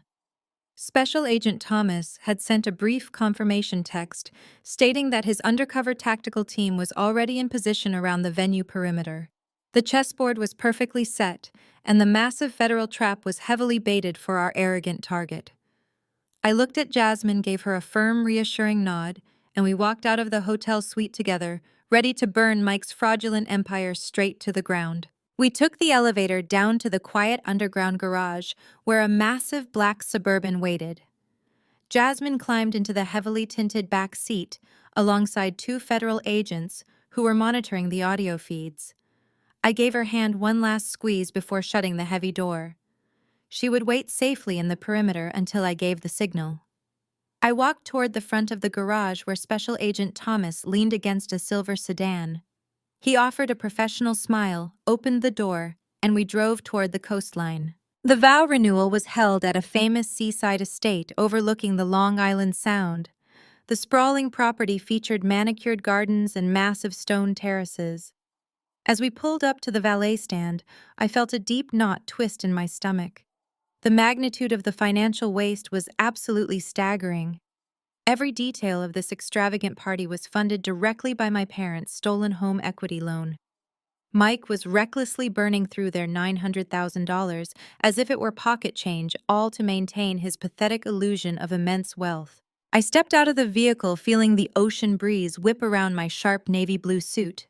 Thomas offered his arm, playing his role perfectly. We walked past a towering archway completely covered in thousands of imported white roses and orchids. Stepping onto the outdoor terrace, the sheer scale of the financial fraud became painfully obvious. Two towering ice sculptures carved into swans flanked the entrance. A massive champagne fountain bubbled endlessly in the center, surrounded by waiters wearing white gloves serving caviar on silver platters. A live string quartet was playing classical music near the edge of the manicured lawn. Over 200 wealthy guests mingled in expensive evening gowns and tuxedos. The entire membership directory of my parents' exclusive country club was in attendance. They were drinking expensive champagne, laughing loudly, and completely buying into the massive lie Mike had constructed. Then I spotted my mother. Barbara was in her absolute element. Wearing a flashy, sequined gown, she paraded around the terrace with champagne. She loudly boasted to a group of wealthy socialites about her perfect son-in-law. I stood quietly near the edge of the stone terrace with Thomas, watching my incredibly arrogant mother humiliate herself. I heard her bragging about Mike closing a $50 million tech merger, completely unaware that the man she worshipped was a broke con artist facing federal prison. She pointed out the massive diamond necklace Melanie wore, loudly whispering that Mike had specially imported the stones from Europe. I knew exactly where those diamonds came from. They were purchased with the stolen credit cards belonging to a terrified, exhausted nurse living in Atlanta. My mother finally turned and made direct eye contact with me. Her boastful smile instantly vanished. She looked me up and down, her eyes widening in fury, realizing I had completely ignored the dress code. I was not wearing a dull beige dress or hiding in the shadows. I looked incredibly powerful standing next to a handsome man. Barbara excused herself from her wealthy friends and marched directly toward us, her heels clicking aggressively against the stone patio. She stopped inches from my face, her voice dropping to a harsh, venomous whisper. She demanded to know who my date was and why I was dressed like I was trying to upstage my pregnant sister. I smiled a very polite, completely unbothered smile. I introduced Thomas simply as a close colleague from the financial sector. Thomas extended his hand, greeting my mother with a smooth, charismatic charm that immediately disarmed her hostility. He complimented the lavish party, asking my mother how much a spectacular event like this must cost. Barbara puffed out her chest with absolute pride, bragging that Mike had easily dropped over $200,000 on the catering and decorations alone. Thomas nodded politely, taking careful mental notes of the exact dollar amounts for the official federal asset forfeiture reports. My mother glared at me one last time, explicitly ordering me to go sit at table number 25 in the very back corner of the room near the kitchen doors. She reminded me that the legal documents were waiting at my seat, and I was expected to sign them the second the speeches were finished. I nodded obediently, promising her that I would take care of the paperwork in front of everyone. She spun around and marched back to her wealthy friends, completely unaware that the man standing next to me was wearing a hidden federal wire. The sun finally began to set over the dark ocean, casting long shadows across the extravagant terrace. A waiter chimed a small silver bell, announcing that the formal vow renewal ceremony was finally about to begin. The guests took their seats on the plush white velvet chairs arranged across the expansive lawn. The string quartet shifted from light classical music to a grand bridal march. Melanie walked down the aisle bathed in the warm light of the setting sun. She wore a custom silk gown that likely cost more than my first car, holding a massive bouquet of rare white orchids.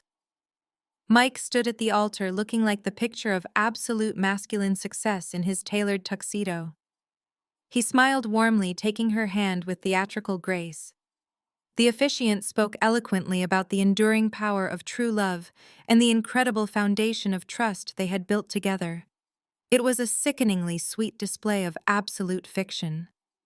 I stood in the back row next to Special Agent Thomas, maintaining a perfectly neutral expression as Mike confidently renewed his legally void vows to my sister.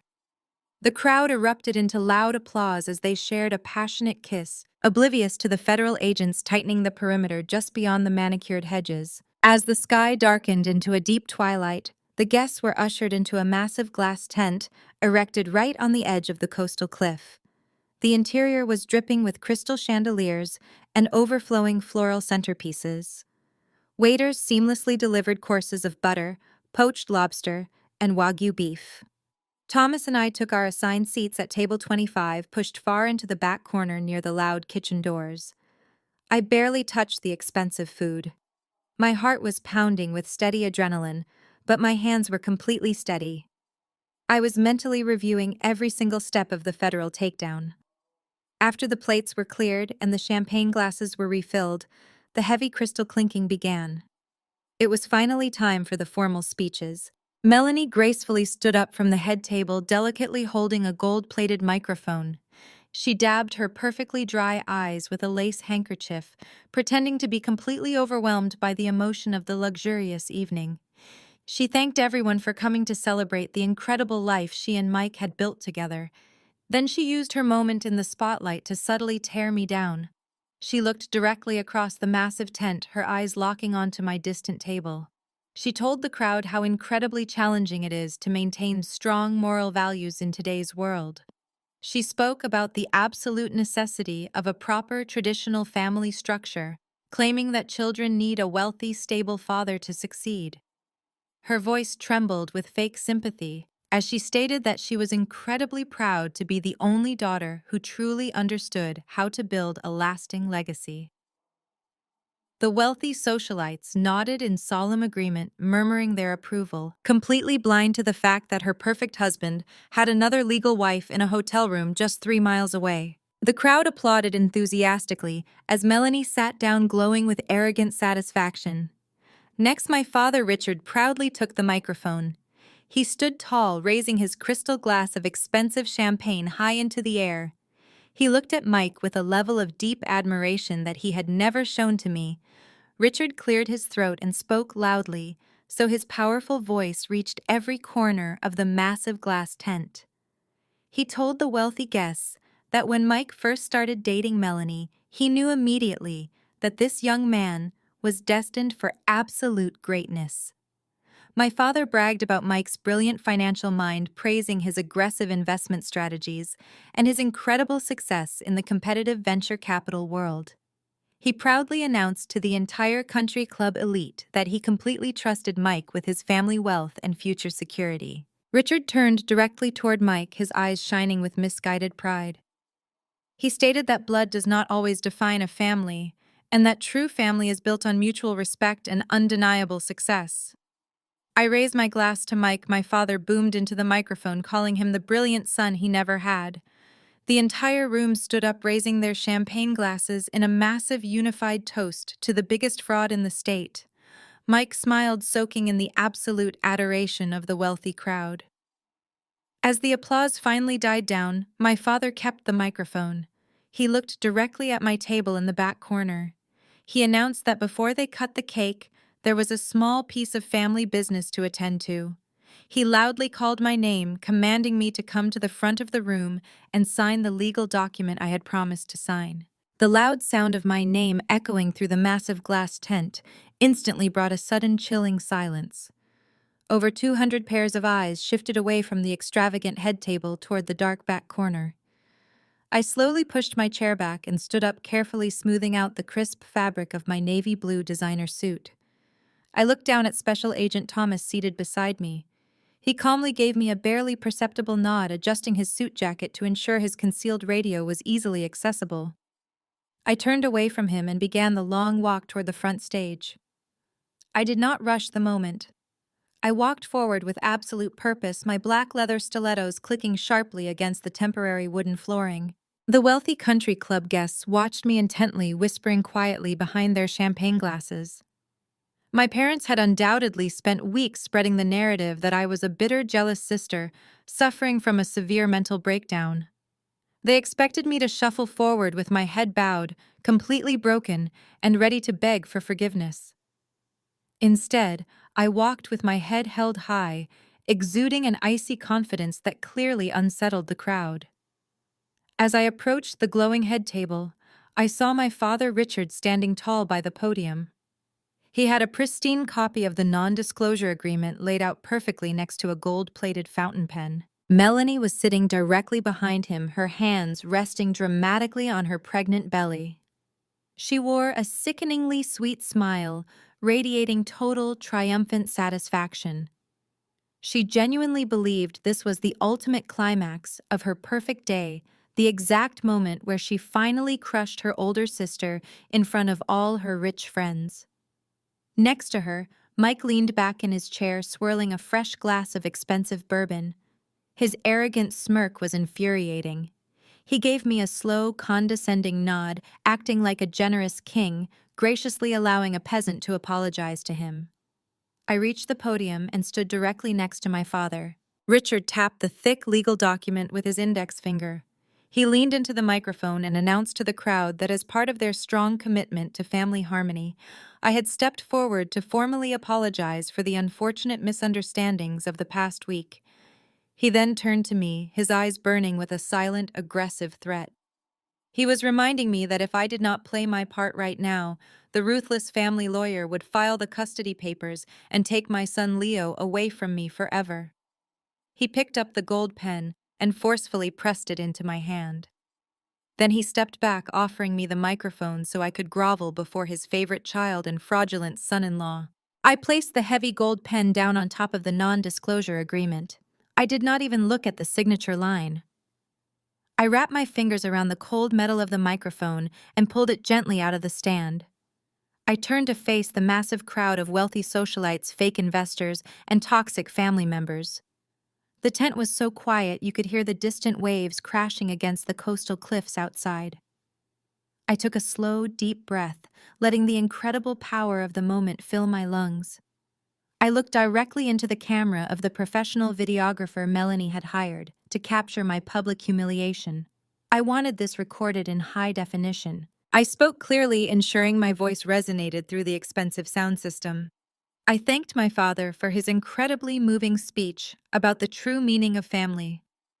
I agreed with him that family is not always defined by the people we grew up with, but by the people who truly show up for us when the truth is finally revealed. My mother Barbara smiled proudly from her seat, completely misinterpreting my words as a pathetic surrender. I turned my attention away from the crowd and looked directly at the head table. I locked eyes with Mike. His arrogant smirk faltered for a fraction of a second as he recognized the cold, predatory calculation in my stare. I shifted my gaze to my sister Melanie, who was eagerly leaning forward to absorb my apology. I offered her a bright, completely unbothered smile. I spoke directly to her, but my words echoed through the entire tent. I told her that I had promised our father I would sign a legal document today regarding Mike and his family. I picked up the non-disclosure agreement and held it up for the crowd to see. But before I put my name on this paper, I said, my voice cutting through the silent room like a razor blade, I think his actual family should be present for this. A very heavy, suffocating silence fell over the massive glass tent.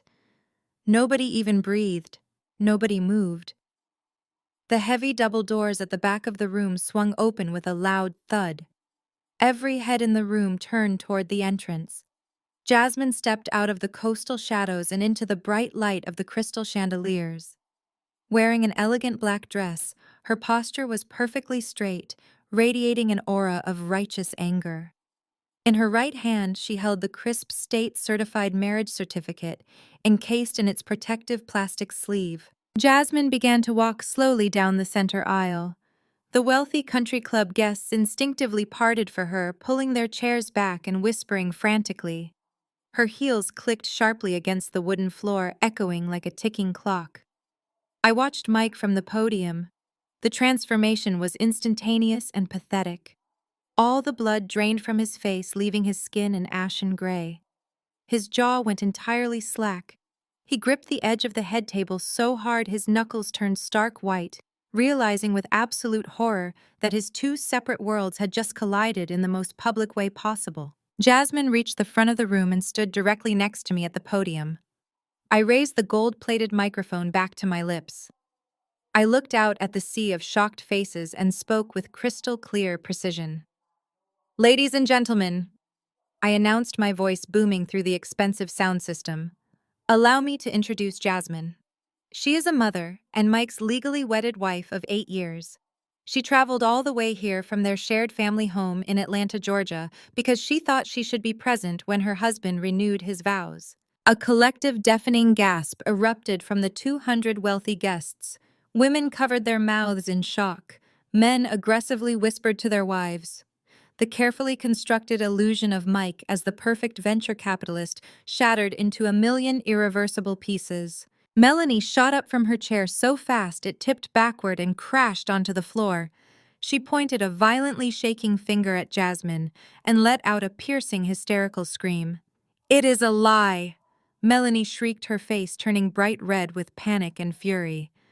This is a disgusting prank. Diana hired an actress because she is so incredibly jealous of my life. She is a psychotic monster trying to ruin my perfect day. Tell them it is a lie, Mike. Tell them right now. Melanie grabbed Mike's tuxedo jacket, yanking on his lapels desperately. But Mike did not move. He was completely paralyzed by fear. He looked at Jasmine, the woman who had supported him through his darkest financial days, and he could not speak a single word. He was physically trapped. He knew that any lie he told right now would immediately result in federal perjury charges. He just stared at the marriage certificate in Jasmine's hand, panting heavily like a cornered animal. Jasmine did not flinch at Melanie's screaming. She stepped forward, bypassing the microphone entirely.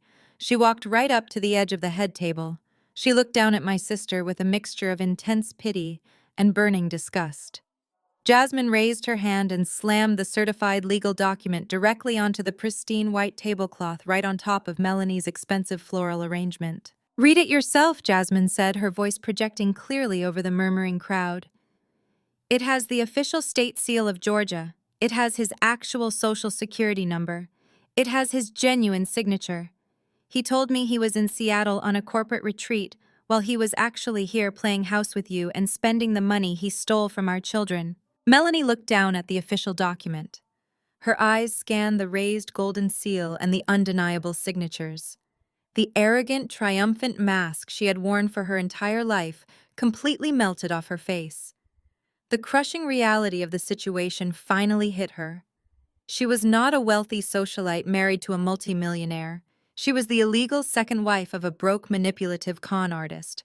Her perfect high society life was entirely fake, and every single person in her exclusive country club was currently watching her spectacular downfall. My father Richard finally snapped out of his stunned paralysis. He suddenly lunged forward, grabbing the marriage certificate off the table. He read the dates and the names, his hands trembling violently. He looked up at Mike, his eyes wide with a sudden, terrifying realization. But before Richard could start screaming loudly about the $900,000 he had given to this fraud, the real hammer was finally about to drop. The first strike had landed perfectly, but the ultimate destruction of Mike's empire was just getting started. Mike snapped.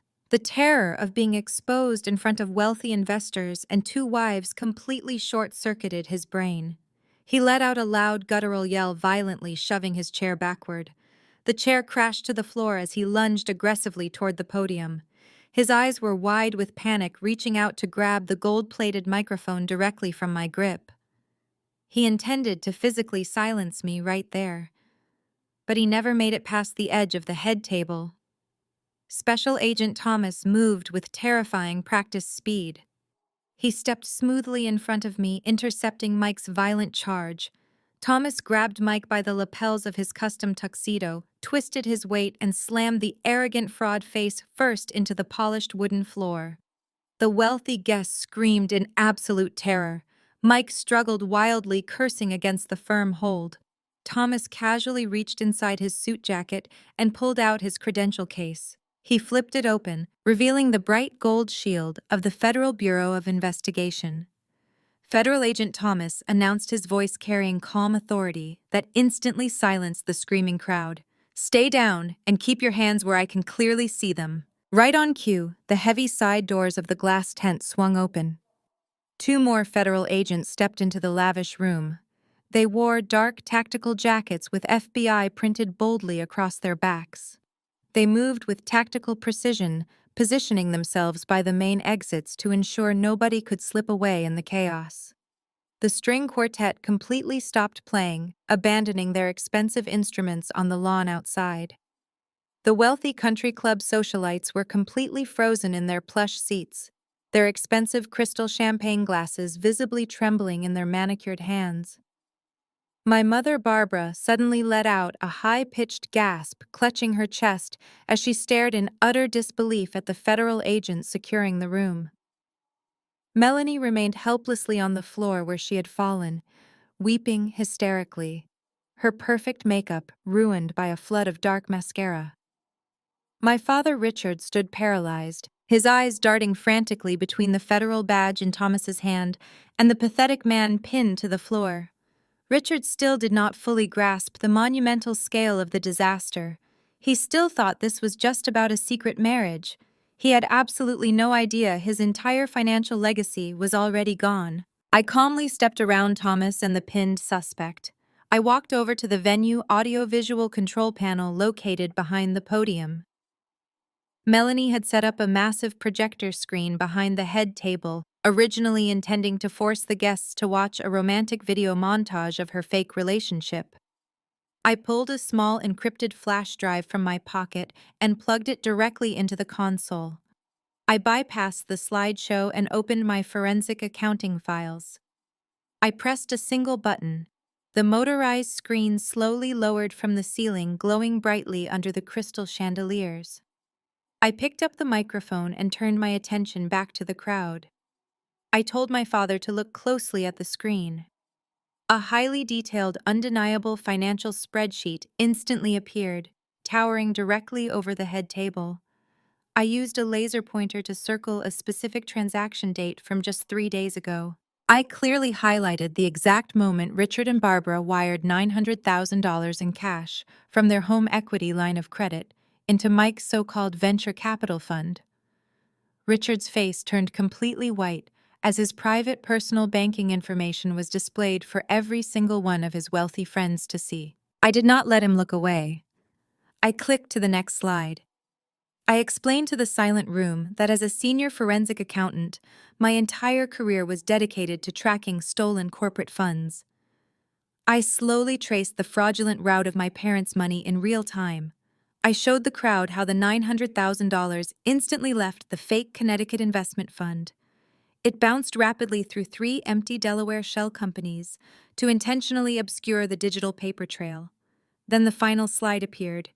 It clearly showed the ultimate destination of the stolen cash.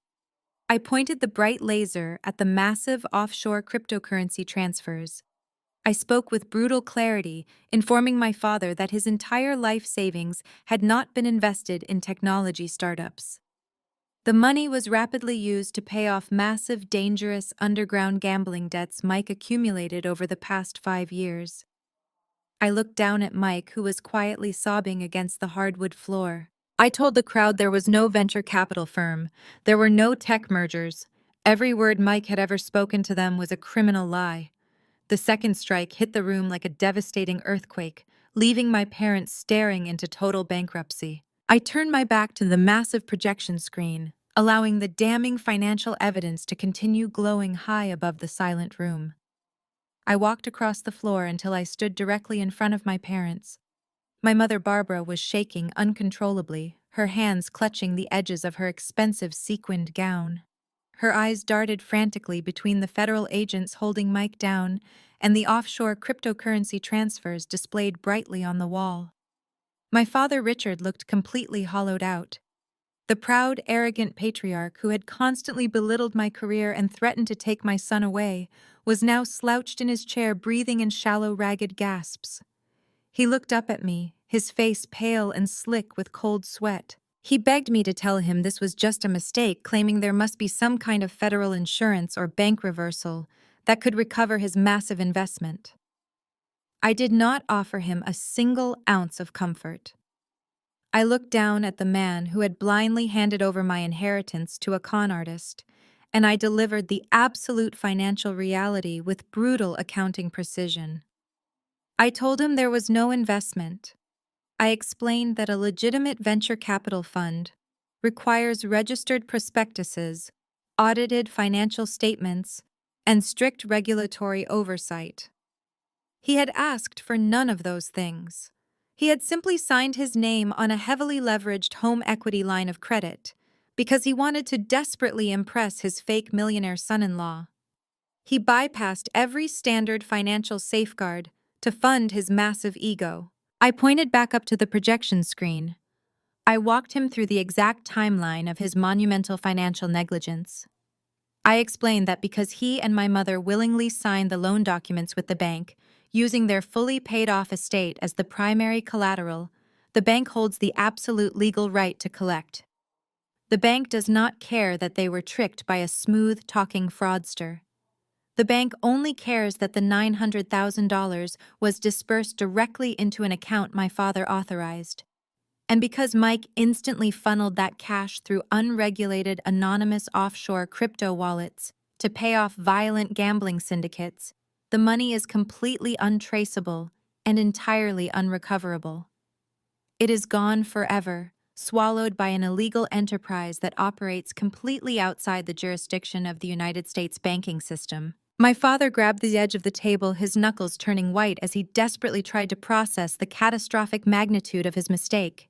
He stammered wildly, insisting that he had a team of expensive lawyers who could fight the bank and tie the foreclosure up in court for years.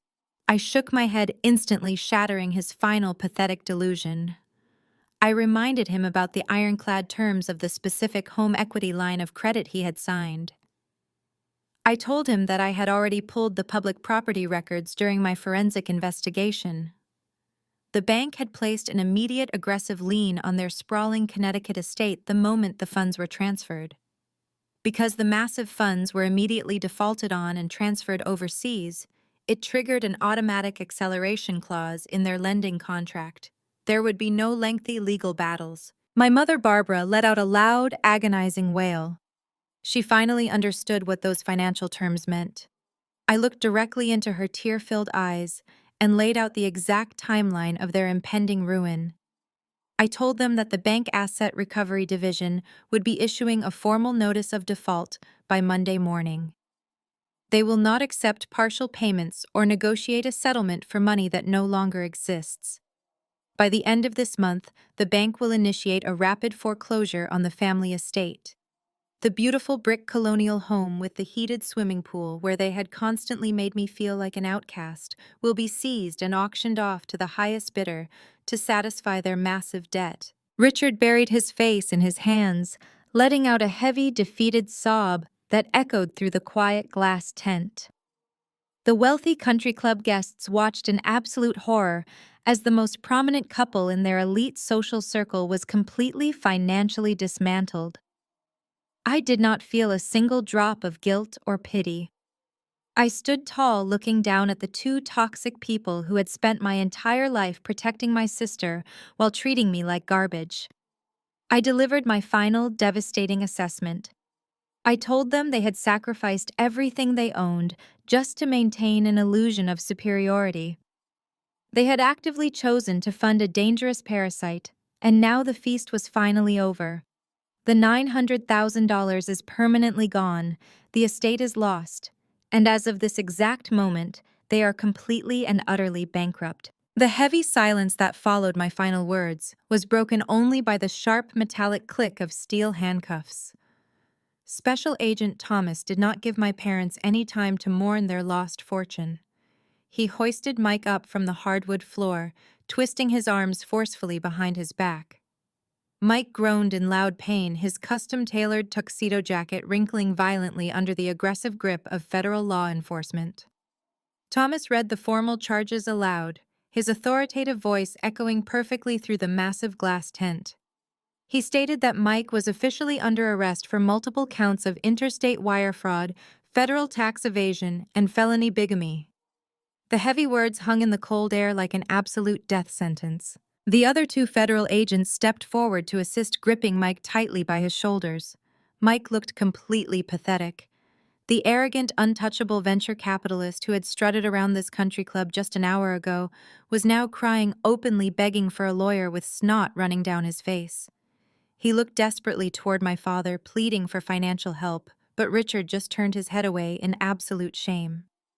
Mike then looked directly at Melanie, begging her to tell them it was all a terrible misunderstanding. Melanie did not reach out to help him. The absolute reality of her situation had finally crushed her completely. She looked down at the state-certified marriage certificate still resting on the table, and then up at the federal agents dragging her supposed husband away. Her entire identity had been built on being better than everyone else, on having the wealthiest husband and the most perfect traditional family. In a matter of minutes, that identity had been entirely incinerated. She realized with absolute clarity that she was not legally married. Her grand destination wedding was a complete legal fiction. She was an unwed mother carrying the child of a broke, gambling, addicted federal criminal. Her legs simply gave out beneath her. Melanie collapsed onto the polished wooden floor, her expensive custom silk gown pooling around her like a deflated parachute. She let out a guttural, agonizing scream, clutching her pregnant belly, as her fake high society life vanished into thin air. A few of the wealthy country club guests gasped, but not a single one of her so-called elite friends stepped forward to help her up.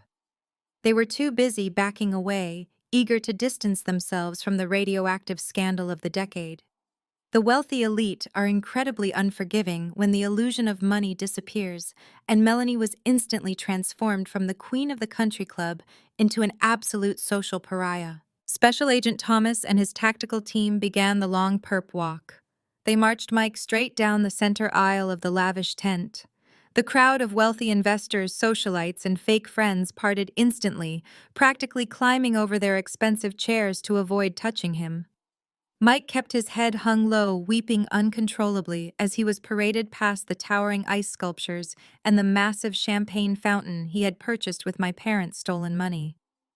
The string quartet members stood silently by the terrace doors, watching the fake groom get hauled away in heavy steel cuffs. It was the ultimate humiliating exit for a man who had built his entire existence on stolen pride. Jasmine stood right next to me at the podium, watching the father of her children being dragged out into the dark coastal night. She did not shed a single tear. She held her head high, her posture radiating an incredible strength and profound dignity. She knew that the federal government would seize whatever hidden assets Mike had left, and as the designated whistleblower and his legal spouse, she would secure a safe, comfortable future for her 3 boys. She had faced her worst nightmare and emerged completely victorious. She looked at me and offered a small, silent nod of deep gratitude. The flashing red and blue lights of federal tactical vehicles illuminated the manicured lawns outside the tent, casting eerie shadows across the imported white orchids. The heavy wooden doors swung shut behind Mike, permanently sealing his fate. Inside the venue, absolute chaos finally erupted. The wealthy guests scrambled toward the coat check, frantically calling their private drivers and whispering loudly about the massive fraud they had just witnessed. They were desperate to flee the sinking ship before anyone associated them with the crime. My mother was kneeling on the floor next to Melanie, both of them sobbing hysterically in a tangled mess of silk and sequins. My father remained frozen in his chair, staring blankly at the empty projector screen, a man completely broken by his own blinding arrogance. The party of the century had officially ended in absolute spectacular ruin. I stood at the front of the room, adjusting my designer jacket, watching the toxic empire crumble exactly as I had planned. Justice had been served with absolute precision. The massive glass tent was nearly empty now. The frantic stampede of wealthy guests had left behind a scene of absolute destruction.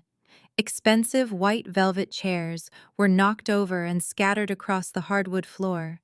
Half-eaten plates of Wagyu beef and spilled champagne ruined the pristine white tablecloths. The distant sound of luxury car engines revving and tires screeching against the gravel driveway echoed loudly through the cold night air. Nobody ever wanted to be the last person lingering at the scene of a massive federal crime. I stood perfectly still at the front of the room, silently watching the chaotic aftermath unfold. My father, Richard, had not moved from his seat at the head table. He was slumped far forward in his chair, his custom tuxedo jacket hanging loosely off his shaking shoulders. He was hyperventilating heavily, taking short, rapid gasps of air. He clutched his chest, staring blankly at the floor. It was not a physical medical emergency. It was the crushing psychological manifestation of a broken man realizing his entire financial legacy had just been legally erased forever. He had spent his adult life building his local reputation aggressively, stepping on anyone who got in his way. And now, he was nothing but a broke, humiliated old man who had eagerly handed his entire fortune over to a desperate criminal. Next to him, Melanie was still curled up on the floor, weeping uncontrollably into her hands, completely unresponsive to the world shattering around her. She was a broken porcelain doll, entirely useless without the fake wealth and status that had propped up her massive ego for years. Suddenly, my mother Barbara scrambled up from the messy floor. Her flashy sequined gown was torn at the bottom hem, and her expensive salon updo had completely fallen apart, leaving long strands of hair clinging to her tear-soaked face. She looked frantically around the empty venue, her panicked eyes darting from her hyperventilating husband to her sobbing golden child. She finally looked across the ruined room at me. The harsh realization hit her like a massive freight train. I was the very last person left standing. I was the only one who had real money and professional connections. She ran directly toward me, her high heels slipping dangerously on the spilled champagne puddles. She practically threw herself at me, grabbing my left arm with a tight, desperate clawing grip.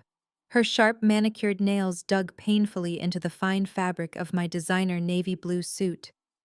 "Diana, you have to fix this," she cried out, her voice cracking with raw hysteria.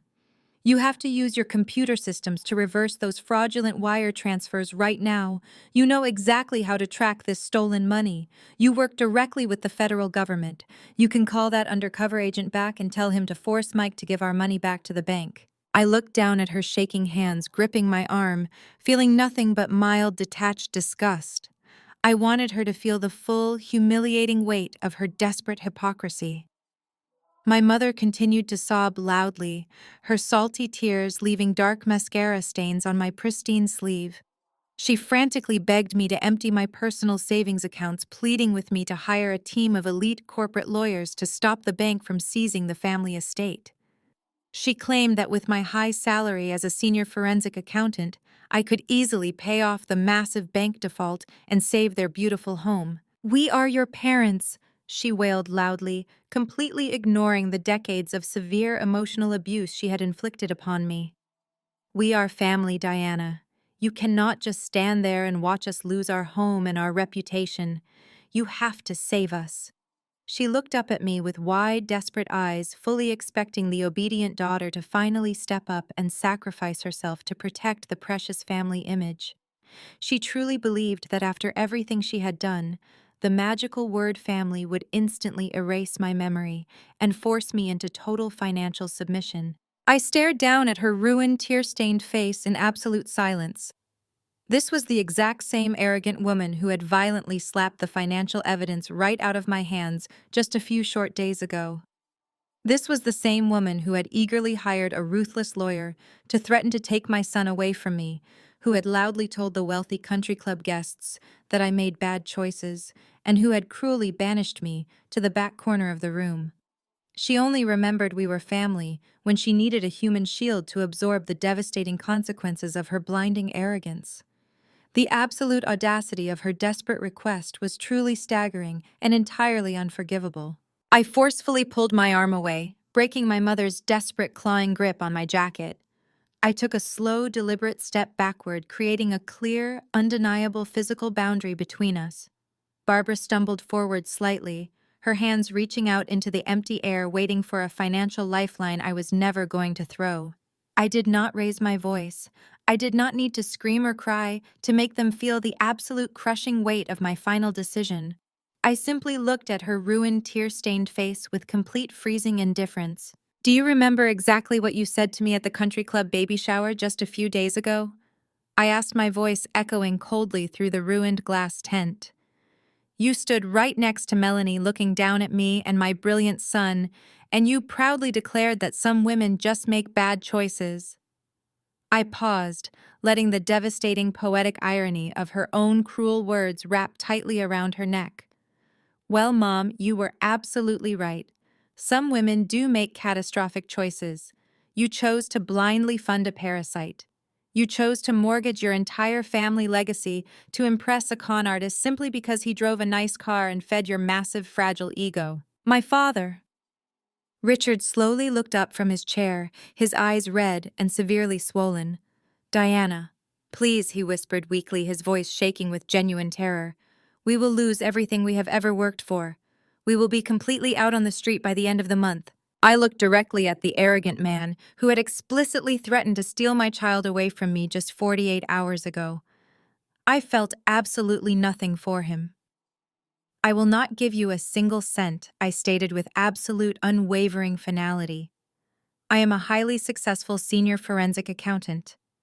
I make an incredible living. I have hundreds of thousands of dollars in secure savings, and I will happily watch the bank auction off this beautiful family estate before I ever write you a check. You told me you wanted to cut me out of the family trust to protect Melanie's wealth. Consider me officially cut out. You made your financial bed with a federal criminal, and now you are going to sleep in it." Barbara let out another agonizing wail, dropping heavily to her knees on the sticky, ruined hardwood floor. I looked down at her one last time, feeling the heavy, suffocating chains of my childhood finally snapping wide open. "You do not get to treat me like a disease for 33 years and then call me family the second you need my wallet?" I told them, my voice completely devoid of any sympathy. "I am not your backup plan. I am not your financial savior. As of tonight, I am absolutely nothing to you. Do not ever call my phone again. Do not ever come near my son. If either of you try to contact me, I will immediately file a restraining order. I turned on my heel, the sharp click of my black stilettos ringing out like a judge dropping a heavy wooden gavel. I did not look back at the chaotic wreckage. I walked straight down the center aisle of the ruined glass tent, stepping carefully over a discarded champagne flute, and leaving my weeping mother kneeling in the sticky puddles of her own destroyed ambition. The cool, salty ocean breeze hit my face as I pushed through the heavy terrace doors instantly, washing away the suffocating toxicity of the past 33 years. Jasmine was waiting for me near the valet stand, leaning quietly against the dark-tinted windows of the Federal Suburban. We did not need to exchange a long emotional goodbye. She offered me a fierce, knowing smile, the kind of smile that only comes from surviving a massive fire and watching the arsonist burn. We shook hands one final time, a silent pact of total victory.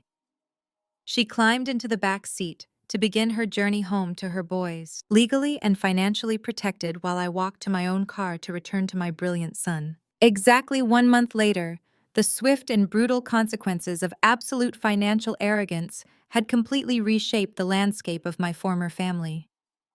The federal justice system moves incredibly fast when the digital paper trail is perfectly organized by a senior forensic accountant. Mike was currently sitting inside a maximum security federal detention center. He had been completely denied bail because of his severe flight risk and his desperate attempts to access his hidden offshore assets. He traded his custom-tailored Italian suits for a standard scratchy orange jumpsuit. He is facing over 20 years in federal prison for massive interstate wire fraud and tax evasion. The cheap bankruptcy lawyer he had kept on retainer immediately dropped him the second the federal indictments were unsealed. The state of Connecticut is eagerly waiting to prosecute him for felony bigamy. His fake venture capital empire was entirely dismantled, and the Federal Asset Forfeiture Division seized every single luxury vehicle and frozen bank account attached to his fraudulent name. The collateral damage he left behind was utterly devastating, but entirely deserved. The aggressive bank foreclosure on my parents' estate was finalized in record time, exactly as I had warned them. Richard and Barbara lost absolutely everything they held dear. The massive brick colonial home with the heated swimming pool was formally seized, the locks were changed by armed bank deputies, and the property was immediately listed for public auction. They were permanently expelled from their exclusive country club due to the massive public humiliation and their total inability to pay the expensive monthly membership dues. The arrogant patriarch who used to violently belittle my career and the vicious mother who constantly called me a jealous failure are now living in a cramped, dark 2-bedroom rental apartment on the undesirable side of town. They were forced to sell Richard's expensive golf clubs and Barbara's designer handbags just to afford the initial security deposit. They are drowning in insurmountable debt, completely ostracized by their former wealthy friends who instantly blocked their phone numbers. Melanie is completely broke and entirely alone. The untouchable golden child was legally declared an unwed mother, her grand destination wedding completely voided by the state registry. She lost the massive diamond ring, the luxury sport utility vehicle, and the entire manufactured high society identity she used to torture me. She now lives in the tiny second bedroom of our parents' cramped rental, forced to finally face the terrifying reality of raising a child without a bottomless bank account or a fake millionaire husband to prop up her massive ego. Her perfectly curated social media accounts have been deleted. They are all trapped together in a miserable, suffocating prison of their own making, constantly blaming each other for their total, absolute ruin. I, on the other hand, have never breathed easier. My flawless execution of the federal whistleblower report did not just secure a safe future for Jasmine and her children. It deeply impressed the executive board at my corporate investigation firm. Last week, I was officially promoted to senior partner complete, with a massive corner office and a salary that absolutely dwarfs the fake numbers Mike used to brag about at dinner. I do not have to hide my success anymore. I sat on the private balcony of my luxury apartment, wrapping my hands tightly around a warm ceramic mug of fresh coffee. The morning sun was bright and incredibly clear. Leo sat next to me at the small glass table, happily eating a plate of pancakes and excitedly telling me about a new coding project he was building. I looked at my wonderful 12-year-old son and felt a profound, overwhelming sense of absolute peace. The heavy, suffocating chains of my toxic family were completely gone. I had successfully amputated the rotting, diseased limbs of my family tree before they could ever infect my child. I took a deep, satisfying sip of my coffee, savoring the quiet, beautiful reality of my total, undeniable freedom. The story powerfully illustrates that shared DNA does not obligate you to tolerate abuse or fund delusions. Diana's journey teaches us that the ultimate boundary is financial and emotional independence. Her parents worshipped superficial wealth, sacrificing their hardworking daughter for a charismatic fraud. When their fragile house of cards collapsed, they predictably demanded she save them. Setting boundaries is not cruel. It is a necessary act of self-preservation. You cannot heal toxic people by setting yourself on fire to keep them warm. Protect your peace, build your success, and refuse to be a backup plan. Comment below with your stories.